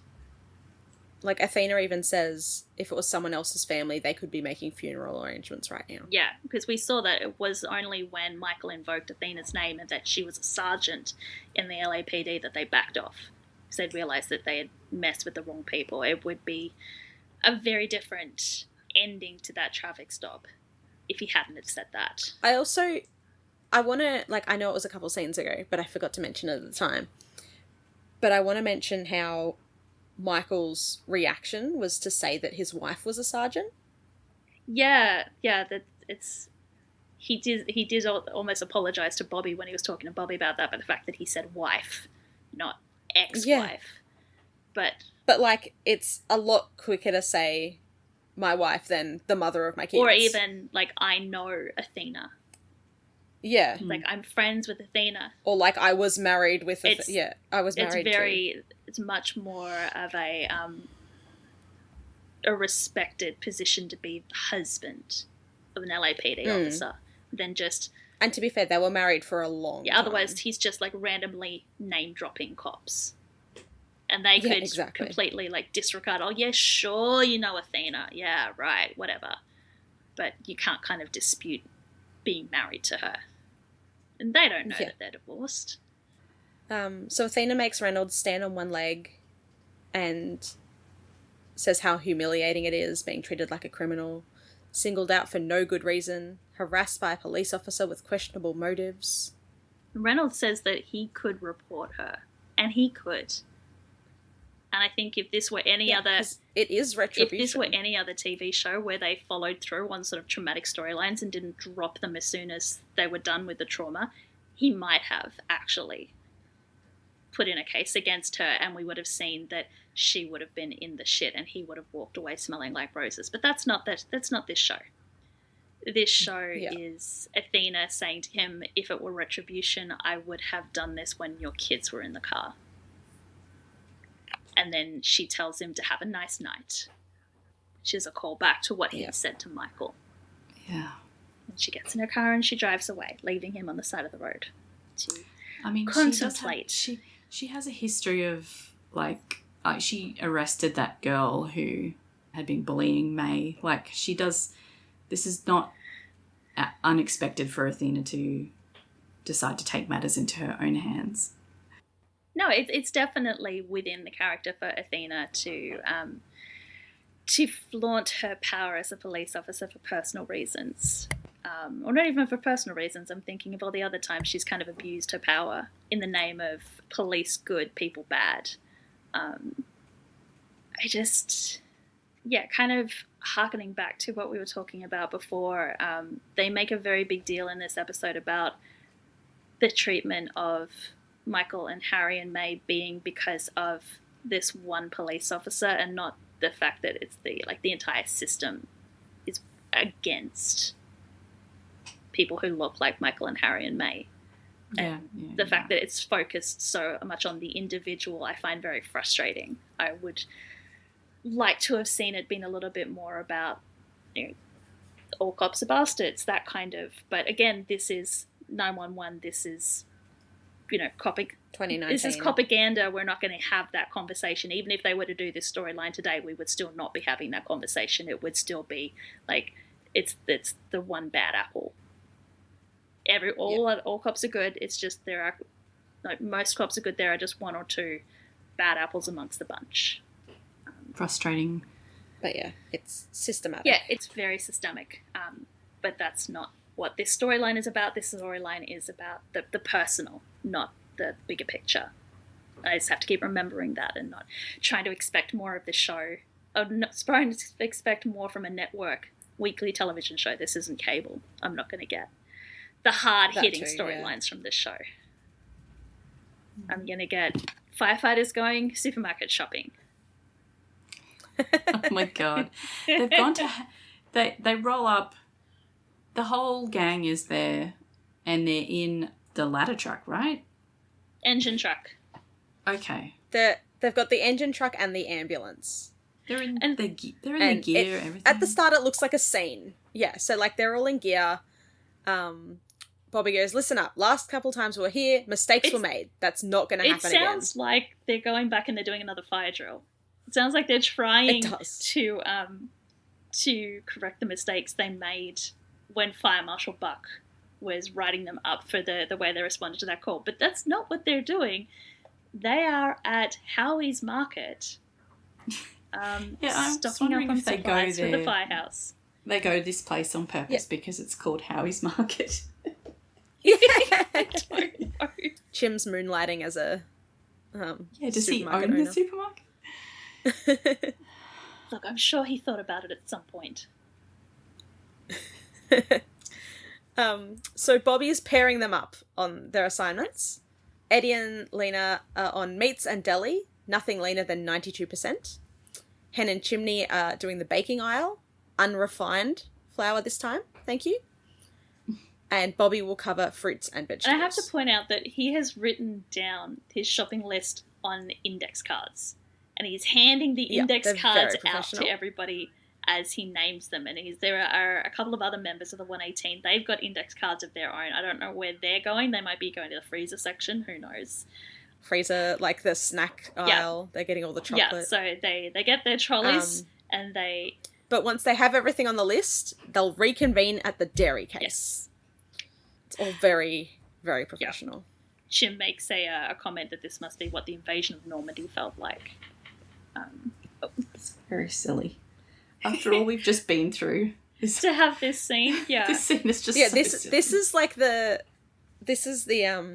comedic relief. Comedic relief. What I found really funny watching this scene again was that not that long ago I had seen somebody post, I think on Twitter, a photo of them at a market with a fire truck parked out front. And they're like, this fire truck just rolled up and all these firefighters got out and started shopping. Is that something that really happens? And in the midst of everybody going, I don't know, are there two divorced dads having a custody disagreement in like the cat laxative aisle? Obviously a call back to this scene.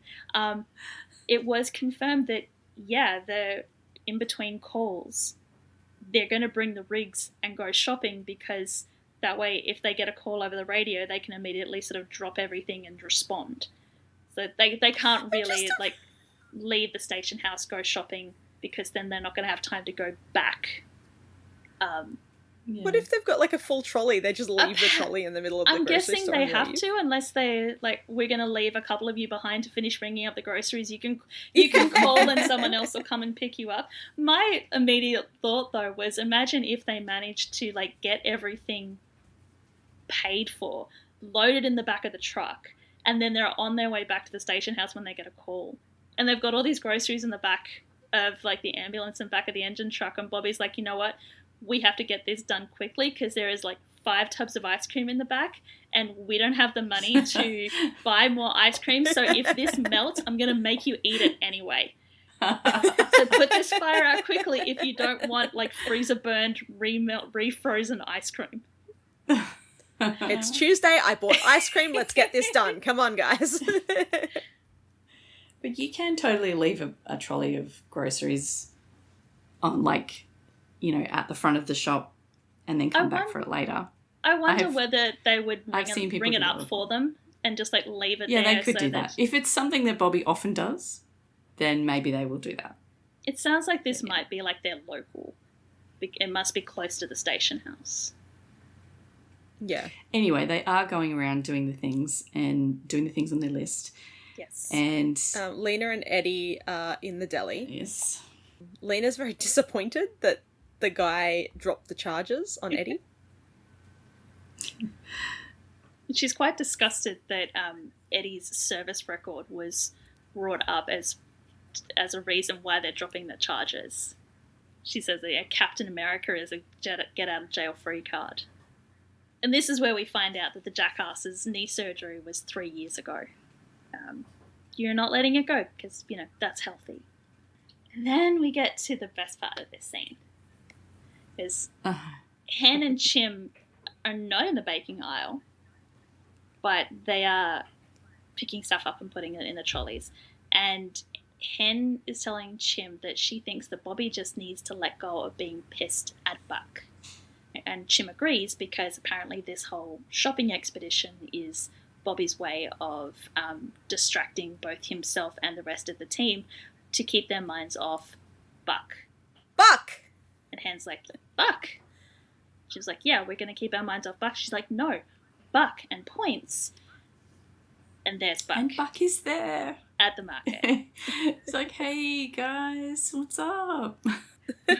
Oh, funny to see you guys here at the market near the station house on this day, which is usually when Bobby does his shopping.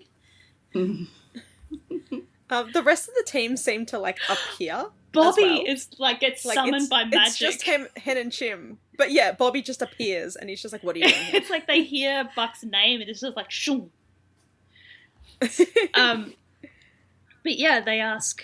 Bobby asks him like, "What are you doing here?" And Buck's like, "Oh, I'm just doing some shopping," and he grabs a random item of the end cap display to, pretend like he is shopping.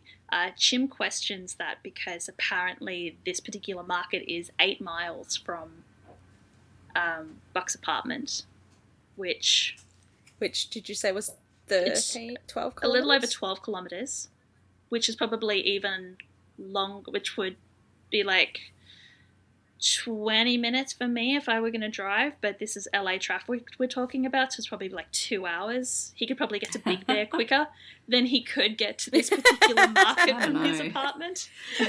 It's pretty it takes him 2 days just to get to... But Buck counters that it's the argument that like this market is so far from your apartment because apparently this is the only place that he can go to get, and he looks at the item that he's just picked up off the end cap display, which turns out to be Happy Cat laxatives. Happy Cat laxative powder. As someone who works in a store that sells cat laxative, ours is in a paste form. You can just apply it to their feet so that they'll lick it off for easy dosing. I'm guessing maybe you mix the powder in with their food? Guess so. But yeah, just haven't seen it in a powder. So maybe it is the only place that you can buy Happy Cat laxative powder. But but Hen's confused about Buck buying cat laxative because Buck doesn't have a cat. I will give Buck props that he just goes with this. He's like, yeah. Yep. He's like, I've been thinking of getting a cat. It's like, are you're anticipating your new cat will be irregular? Like, God bless Buck. He tries to keep the bit going, and he's like, no, I can't do this. I can't. I'm done. It also breaks up hairballs, just saying. So, like, if you've got a cat who has hairballs a lot, the laxative will. Oh, thanks for that. PSA. Look, my job finally has. I'm learning so much today. About illegal fight clubs, Happy Cat laxative powder, sous vide cooking techniques. But yeah, Buck gives up. He's just like, yep, no. Puts the box back on the shelf and goes, yeah, I came here to apologise. I do love that he says, like, I came to apologise, and you can just see Eddie in the background and his eyebrows just fly up. Like, what? Everyone else is just watching Buck. Eddie's starting to spiral. He's a powder keg, remember? Oh, he's absolutely a powder keg. And when Buck says that he never meant for things to get so out of hand with a lawsuit, boom, that sets Eddie off. He's like, yeah, what did you think was going to happen? Lawsuit was bad enough, but you told your lawyer everything, like personal things about us. And Buck's like, you're supposed to be truthful with your lawyer. Why are you so pissed at me? At this point, Eddie is standing at the back of the group behind his trolley, and he starts pushing through everyone and getting in Buck's face. He's like, you're exhausting. We all have our own problems, but you don't see us whining about it. No, we just managed to suck it up. Why can't you? And Chim jumps to Buck's defense here. He's like, that's kind of harsh. It's not like the guy asked to be crushed by a ladder truck. Chim is always the peacekeeper. God bless him. He's so conflict adverse.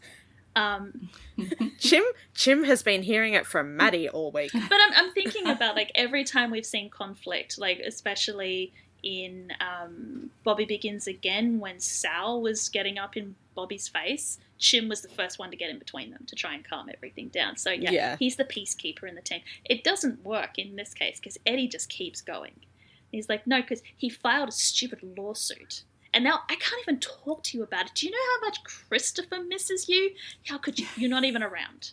Like, how much Christopher misses you. I'm like, oh, wait. Yeah, I'm sure it's Christopher. Christopher misses you? Like, yeah. Tell us what's really going on in your head here, Eddie. Like, come on. Buck's like, oh, maybe I can come and visit Christopher. The lawsuit doesn't prevent me from doing that. Like, Eddie's like, no, but it prevents me from reaching out to you. I couldn't even call you to bail me out of jail. And the camera goes around the circle at this point. Buck's looking like, huh? Bobby's looking like, excuse me, and Lena's just like, oh, She's got her fingernails in her mouth, chewing anxiously, watching this shit go down around her. But she's grinning like she's loving it. Oh, And Eddie's like, "Oh no, I said too much." Like, you know, if that was something that had happened, and Buck's like, what are you talking about? Like, he's like, "Why can't you see my side of it?" And Eddie's like, "Because you're so selfish, and that's all that you concede."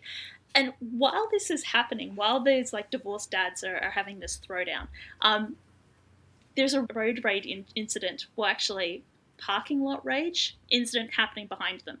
And you can just see over Eddie's shoulder these two cars battling over a parking spot. Yeah, I had to go back and watch it again to see what was happening because I was not paying attention to that.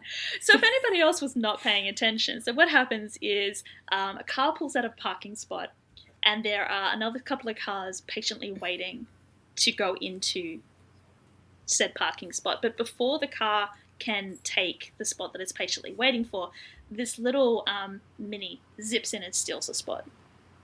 And the car that was initially waiting the driver's obviously just gone, oh, fine, and drives off. The other car takes umbrage at this and decides to rear-end the Mini. And the Mini driver's like, oh, you're going to hit me? I'm going to hit you too. So he starts backing up and hitting the car over and over and over again. And then the car that initially started hitting goes, oh, we're doing this? So he slams into the Mini even harder. And that's the point that everybody in the store pays attention, and including the 118. They suddenly stop paying attention to the domestic that's happening in front of them and start paying attention to the drama that's happening outside the store. Hen goes, someone should stop them. And Chim's like, these two? And points at Buck and Eddie. Or those two, and points out the window. The 118 exit the market in time to see the car that initiated the ramming decide that they've had enough and try to drive off. The Mini's like, oh, fuck you, you're not getting away with this. And he sideswipes the car, knocking it into a fire hydrant. And the fire hydrant then just starts gushing water, lifting the car up into the air. This whole scene has spawned one of my favourite Tumblr posts. It's not the road rage scene, but the supermarket scene. No, the supermarket arguing. It's just so good. We'll have to link it once we post the episode. But it's just a series. It's of hard gifs. to explain. But yeah, it just zooms in on everyone's faces at the right time, and it's just so little good. Caption reactions to everything. Actually, looking through that post made me realise, understand what was happening in this scene a lot better, because you don't. I didn't realise there was so much going on in the background, and yes, very clever. And everyone's individual facial expressions are so good. Bobby's looking between Eddie and Buck, oh, boys are fighting. But let's be real, it's not the first time they've seen these guys arguing. I'm sure they must do it all the time. No, but I think it's different this time because Bobby is still pissed at Buck. And so normally he'd be worried about what was happening to these two because of the impact that it could possibly have on this team. Right now, he could give a flying fuck about Buck. He's more worried about what the hell is going on with Eddie, because I don't think he's ever seen Eddie react like this. Sorry, bail you out of jail? Wait. What? And he just sounds so exhausted. All he wanted to do was go grocery shopping, and now they have a call. He's like, all right, Eddie, Lena, Sauce and Jaws, and Jim, check on the drivers. And everybody goes to do their jobs, leaving Buck standing there alone again. Yeah. Ah, Buck. And then we go to more sadness. Yes, because Hen finishes her shift and she comes home to find Karen in the bedroom looking very sad. Because while they apparently get good news by email, they get bad news by phone calls. Oh, yeah. Yeah, the doctor called. None of the embryos were good. And Hen can't believe it because there was 6 embryos and none of them were any good, and yeah, they had to be discarded apparently. Yeah, they all had chromosomal impact. Oh my god. No, I can't say that word. Chromosomal abnormalities or defects. So Karen's she's worried about trying again because, you know, she's saying she should have frozen her eggs when she was younger, but she doesn't feel like she can do it again because what if it goes wrong again? And, you know, a hen's reassuring her, saying this is not your fault, you did everything right. But, you know, they're thinking about maybe giving up because it's hard. It must be so hard to go through all of that and then find out that it's not going to work out this time round. There's only so many times you can do that before you have to stop. Especially when there's something wrong with the embryos, and it's not that, you know, something went wrong with the procedure, it's the embryos themselves were not good. Well, basically, Karen's eggs were not good because the sperm donor, they wouldn't be allowing the sperm donor to donate if there was anything wrong with the sperm. So it has to be Karen's eggs. She's convinced that it's a sign that they should not be doing this. Yeah, Karen says that her body's been fighting her every step of the way. The IVF, the IUI, the complications and the side effects. It's trying to tell me something to give up. Maybe I should listen. I always wondered why they were so adamant that it had to be Karen's embryos at this point. Like, why weren't they using hen's eggs? I don't know. No. Yeah, I'm not too sure. Because it always seemed to be Karen. It was like, I mean, I understand why Karen was going to be the one to be pregnant because hen has a high-risk job, whereas Karen works in a lab. So it makes sense for her to carry the pregnancy. So, but why couldn't they use hen's eggs and implant them in Karen? Because they're already having to extract the eggs, fertilize them, and then implant them back. So why couldn't they extract from hen and then implant them into Karen? Yeah. Maybe hen just wasn't prepared to do, because like IVF's tough. Oh yeah. Like all the shit before it. Yeah, but if all she had to do was like donate the eggs. Nah, the donation I mean, we saw how much the hormone treatments were affecting Karen because she was like that horribly weepy mess. Yeah. They're like the hormonal women are so funny because they mood swings. It's like that week before you ovulate, but on like 50 million times worse. Maybe it's just I find it interesting that it's never actually to my memory. That's not an option that they explore in the show. It's just always Karen. Yeah. All right, moving on. We're going back to the LAPD. Officer Martin, who is in civilian clothes, so he's obviously on leave, unpaid leave, guessing, has come to apologise to Athena. Interesting that they're apologising to Athena, not apologising to Michael and the kids. Yeah. Oh, yeah, because they're scared of her. Well, because they see her as one of them. Yeah, maybe, yeah. Yeah, it still doesn't look good. Oh, God, no.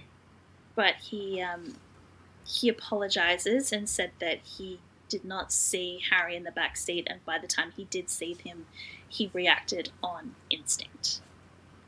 Apparently his instinct was to draw his sidearm. And Athena scolds him. Says that when the LAPD say protect and serve, they mean protect and serve the community, not protect and serve themselves. She says, like, she remembers being a rookie, she remembers the nerves, and that it is natural to follow your partner's lead, just don't follow it off a cliff. The implication being that Martin has been influenced by Reynolds, which is one of kind of the argument when they're talking about, you know, the bad apples. Like it's not all cops, it's just that one or two bad apples. But if you continue the analogy, those one or two bad apples spoil the entire barrel. And we're seeing that here with Martin slowly being lured to the dark side. I'm assuming that this, like, come to Jesus moment with Athena is then going to lure him back to the lights, to the side of the good, and he'll be like a good, upstanding cop from now on. I'm surprised Athena isn't in this next scene, actually, but Bobby has apparently booked the room. they've booked everyone in. They've booked everyone into Happy's rage room. Yes, and he's Full invited circle Michael. back to the start of the episode. Yes. Invited Michael to come along as well, and they're going to have a team building activity, but with extras, and they're going to beat some stuff up. Yeah, I love that Bobby, like, they don't try and make him part of it in that way. Like, he doesn't try and understand. He goes, I can't fix the world. I can't offer some sage advice that's going to make everything better. All I can offer is this, and just hands Michael a sledgehammer. Yeah. And Michael's just like, okay, I guess. We're doing this. Everyone is there. Everyone is suited up. Apparently, Bobby sprung for the deluxe package, which includes a minibar. To which Hen is extremely surprised that if they're serving booze at this place, they don't get more calls from the rage room. Because, alcohol plus, smashing shit does not really seem like it would go together. It always makes me surprised when you have, like, the axe throwing rooms where they're, like, with bars. Like, I don't know that you should be combining alcohol and sharp objects, but, I didn't know they served alcohol at those places. Oh, yeah. That's funny. But it's not just the 118 and Michael who were invited to this team building activity. Buck got invited. Yes, Buck is there too. And he wanted to apologise, but Bobby's not having it. You're going to get a call tomorrow from the chief and you're being reinstated. And Buck's like, oh, that's awesome. Bobby's like, they gave me the option to transfer you. They understand how I might not want you back. And Buck's like, oh. But Bobby says, I said no, you're coming back to the 118 or I can keep an eye on you. And this is the bit where, this is the kind of look Bobby's giving him where he's got that kind of resting smirk face on. And I can't tell whether he's being serious or if he's fucking around with Buck. So I don't know if he's fully, forgiven him for what he put them through, but at least it's all going to go back to how it was before. So, my house, my rules. Remember that? And Buck's like, oh. Yeah, so this is where we bring up the question of what did Buck decide to do with the settlement that the LAFD and the county offered him. Because obviously he wanted his job back, and he's kind of got his job back. But did he take the money as well? Or did he... Surely he can't get the money and the job? Yeah, did he renegotiate for the job instead of the money? Yeah, that's the question, is because Chase was saying that the initial offer was, like, the offer that the county made was just the first offer, and they could go back and renegotiate, like, counter offer. So did they go back and counter offer, but was it counter offer, like, we'll take the millions plus written confirmation that Buck has his job back? Or it was it, I don't want the money, I just want my job back? Because I know... Surely it was the second. Because I know that in a lot of fan fiction that's written sort of post the lawsuit era, Buck is written as being rich because he has, like, not only the compensation money from the fire department after his injury, but he's also got the settlement from the lawsuit. So there are people in the fandom who assume that he took the millions as well as got his job back. But it's never actually confirmed in the show. Right. That he took the money. Yeah, I mean, he does live in a nice loft on his own in LA. Oh, he's obviously wealthy, but is he, like, at some point in the fan fictions, when he's in this loft, he's saying, I bought the loft outright. It's usually other characters move into the loft, and he's like, you can live in the loft rent-free. I don't need the money because I'm loaded. Because I got money from the lawsuit. So yeah. Which is interesting because he's renting the loft when we first see the loft. Because he signs the lease. There was a discussion in Reddit, I want to say, where someone was questioning how can Buck afford the loft on a firefighter's salary, and several people piped up and went, "You obviously don't know how much firefighters make. Like, they're loaded." But also he can't. That's why he keeps asking people to move in. What? Like the median salary plus like the sort of the danger plus all of the OT, they earn quite a bit of money. Not only that, but like Buck doesn't he doesn't really do much. He just goes to work. Like what would he spending all the money on? Right, otherwise? so he can afford the loft on his own. That's fine, but like, does he have now extra money from the city behind that? Who knows? Mm-hmm. Let us know if you have opinions on whether Buck took the money or whether he took the job. How rich Buck is. How rich is Evan Buckley at this point? So then we are going to cut to the end episode voiceover / montage, where Eddie is going to explain to us the point of this episode, while everybody else wails on stuff in the rage room. And it's really interesting that it's... Yeah, so we should mention, like, everyone's at the rage room except Eddie. Yeah. And it's interesting because you've got Bobby and Michael and I need to say this correctly, Chim and Hen in one room, and Lena and Buck are in another room on their own. So obviously the others weren't ready to invite Buck sort of back into the fold fully. So Lena, being sort of the outsider, is like, I don't actually have a dog in this race, so I'll hang with the outsider and we'll bash. She's like, so what's with you and Diaz? Like, is Chris your kid, or is You wouldn't have thought that Eddie's kid? Buck would want to go anywhere near her since she's replaced him. Yeah, I think it's like that's the best he's going to get, though, because obviously he's not going to get anywhere near the others because they're still mad at him, but he doesn't. It's like, it's not personal with Lena. Yeah, okay. So Eddie explains in the voiceover that rage is defined as an intense or violent type of anger. He explains it could be road rage, office rage, even airplane rage. It seems like the whole world is on the edge of snapping. And talks about the other ways that we use the word rage, like a raging fire, a raging storm, things that are out of our control, and maybe that's where our rage comes from, the feeling that our world, our lives are out of control. And as we get through the next part, we get cuts of different characters. So he's saying that we feel rage when we feel helpless, and we cut to the Grant household where Harry and May are watching the video that May took of the police and her father.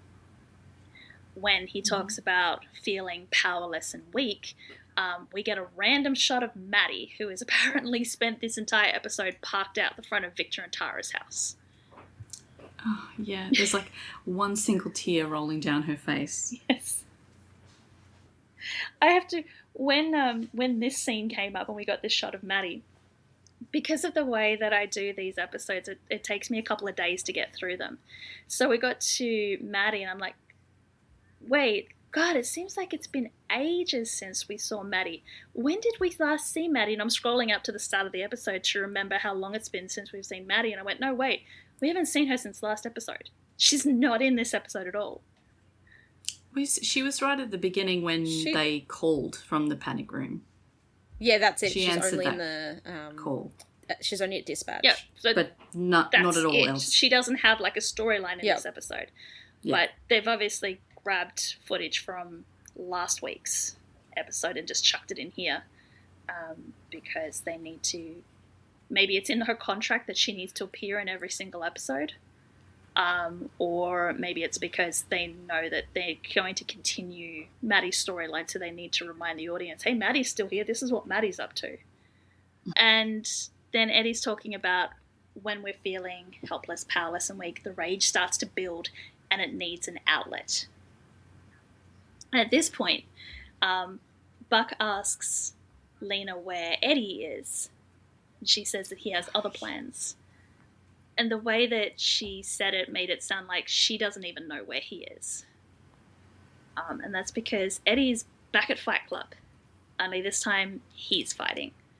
Well, he's getting the crap beaten out of him. To start with, So he's shirtless and he's sweaty and he's bloody. And you're quite enjoying this Look, scene. Oh yeah, I'm- this is for the like, this is for if Bex. this is what if obviously this is why they had or not obviously, but maybe this is why Ryan went for the really short hair to go with this. And if the consequence, if the payment for getting shirtless, sweaty, bloody Edmundo Diaz is that fucking haircut, then I will take it. I will suffer through the haircut if I get Fight Club Eddie. Yeah. Like, he's screaming at the sky and everything. Yes. It is extremely dramatic. But he's the voiceover asks. He's real mad. He's really mad. The voiceover asks, when the rage starts to build, it needs an outlet. This is obviously his outlet. So what happens when we let the rage take over? Do we regain control by unleashing our fury, or have we crossed a line that we can't come back from? And that's going to be the question we're going to answer later on. Is this a good thing that Eddie's beating up guys instead of going to therapy? Or is it I'm going to say no. Look, It's good for Bex's sake. yeah. Not good for him actually hashing out his feelings with Buck. Not good for him for hashing out any of his feelings. I mean, he that too. should, He's take got a lot building up. It's the irony is that he is adamant that his kid should go to therapy, except he's not going to therapy himself. He's not even talking to a priest like Bobby does. He's, he's a Fight Club. Yeah, we also get, as part of the montage, we also see May and Harry watching the video of their traffic stop thing on May's phone. Yeah, that was when they were talking about being helpless. Yeah, so obviously they're not going to let this one go either. Well, not obviously, but maybe they're feeling... I mean, knowing what happens the rest of the season, I couldn't answer that question, but also just knowing 911 and the way it tends to, like, bringing up trauma for its characters and then dropping it like a hot potato as soon as it no longer serves the storyline, we can probably guess whether it comes up again. That's a shame. So that was Rage. Yeah, very full-on episode. I mean, parts of it are full-on and the rest of it's just kind of funny fluff. But yeah, heavy, and then the supermarket. The irony that the supermarket scene happens in this episode. Yeah. So where are we going? What's happening Next week we get my favourite Halloween episode. Oh, I we're love back at this Halloween, episode. are we? Yes, Gosh, because it's going to be October 28th next week in 911 airing time. Like, no, in reality. Like, time isn't wibbly wobbly in the real world. But I don't know. Somehow it's almost February, and I don't know how that happened. But back when 911 was originally airing, the next episode aired on October 28th, so it is a Halloween episode. And the summary points that out by saying the first responders deal with some scary emergencies on Halloween, including a flock of crows terrorizing a field trip, an office employee having a close encounter with an 8-limbed creature, which took me a minute to remember what that one was, and I don't know that qualifies, but okay, and a ghost-like girl wandering a neighborhood. And meanwhile, Maddie remains convinced that she is doing the right thing in taking a 911 call into her own hands. Oh, Maddie. Okay. And there's an entire storyline with Buck as well that they've completely just glossed over. I literally remember nothing from this episode except the crows. That's it. That's all I remember is the crows. In the triggers that we get from our trigger warning episode, it says the triggers for this one is a car accident, child abuse, neglect, gore, and stalking. I remember the gore. I love the gore. I think that's a great storyline. Okay. Yep, all I remember is the crows. Triggers, flock of crows. Yes, if you don't like birds, perhaps don't watch this episode. If your name is Chimney Han, maybe don't watch this episode. Oh, no. Oh, yeah, he doesn't like animals. That's right. God, that was a long time ago we last talked about that. Gosh. It must have been like the first episode or something. I think it comes up constantly because it was the Yeah. dogs and the snake. Oh, yeah. There was also the birds at the haunted hayride that confused the hell out of The us. bats? The bats, that's right. Oh, the bats, yeah, okay. Yeah. It just feels like a long time ago. Anything else we want to say about this episode? I hope we've covered it respectfully. Yes. Yeah. Yeah, it's hard in a way to talk about it because I don't feel like I can say anything that's going to be relevant to the conversation, if that makes sense. No, that makes perfect sense. It's almost like we're completely unqualified to have any kind of opinion about this episode. Yeah. Absolutely. Yeah. Except for the supermarket, Well, Same. yeah. in which I'm actually very qualified. But on the other hand, this episode, I mean, I don't know what the breakdown of viewership and the intended audience for 911 is, but I'm going to assume that it's predominantly white. So perhaps this episode was intended for us to educate the white audience as to what happens. Yeah. That our experiences with police are not the universal experience with police. All right. So if you have big feelings about this episode like we did, of course you can always let us know by leaving us a comment wherever you listen to the podcast. And you can always come to the website to find out all the different ways that you can get in touch with us. The website is thatweewooshow.com. And thank you everyone for listening this week. And we'll talk to you about episode 6 called Monsters. See you then. Bye. Bye. 911 is a fictional show, but many of the situations portrayed happen in the real world too. If any of the topics we've discussed in this episode have affected you, please know you're not alone. You can call or text numbers in your country for help. Just Google crisis support in your location to find out the number. If you enjoy our podcast, you can help us out by leaving us a review on Spotify or your preferred listening app, and by sharing our social media posts. Find out more at thatweewooshow.com.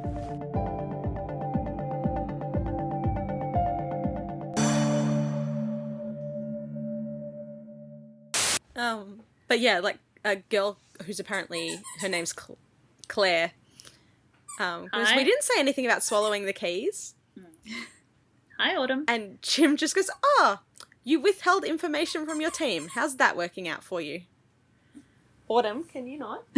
What is she doing? She's got a new squeaky toy. Can I have it? The problem is she has 3 of the same squeaky toy. So if I take one, she'll just get the next one. I know, you're so cute.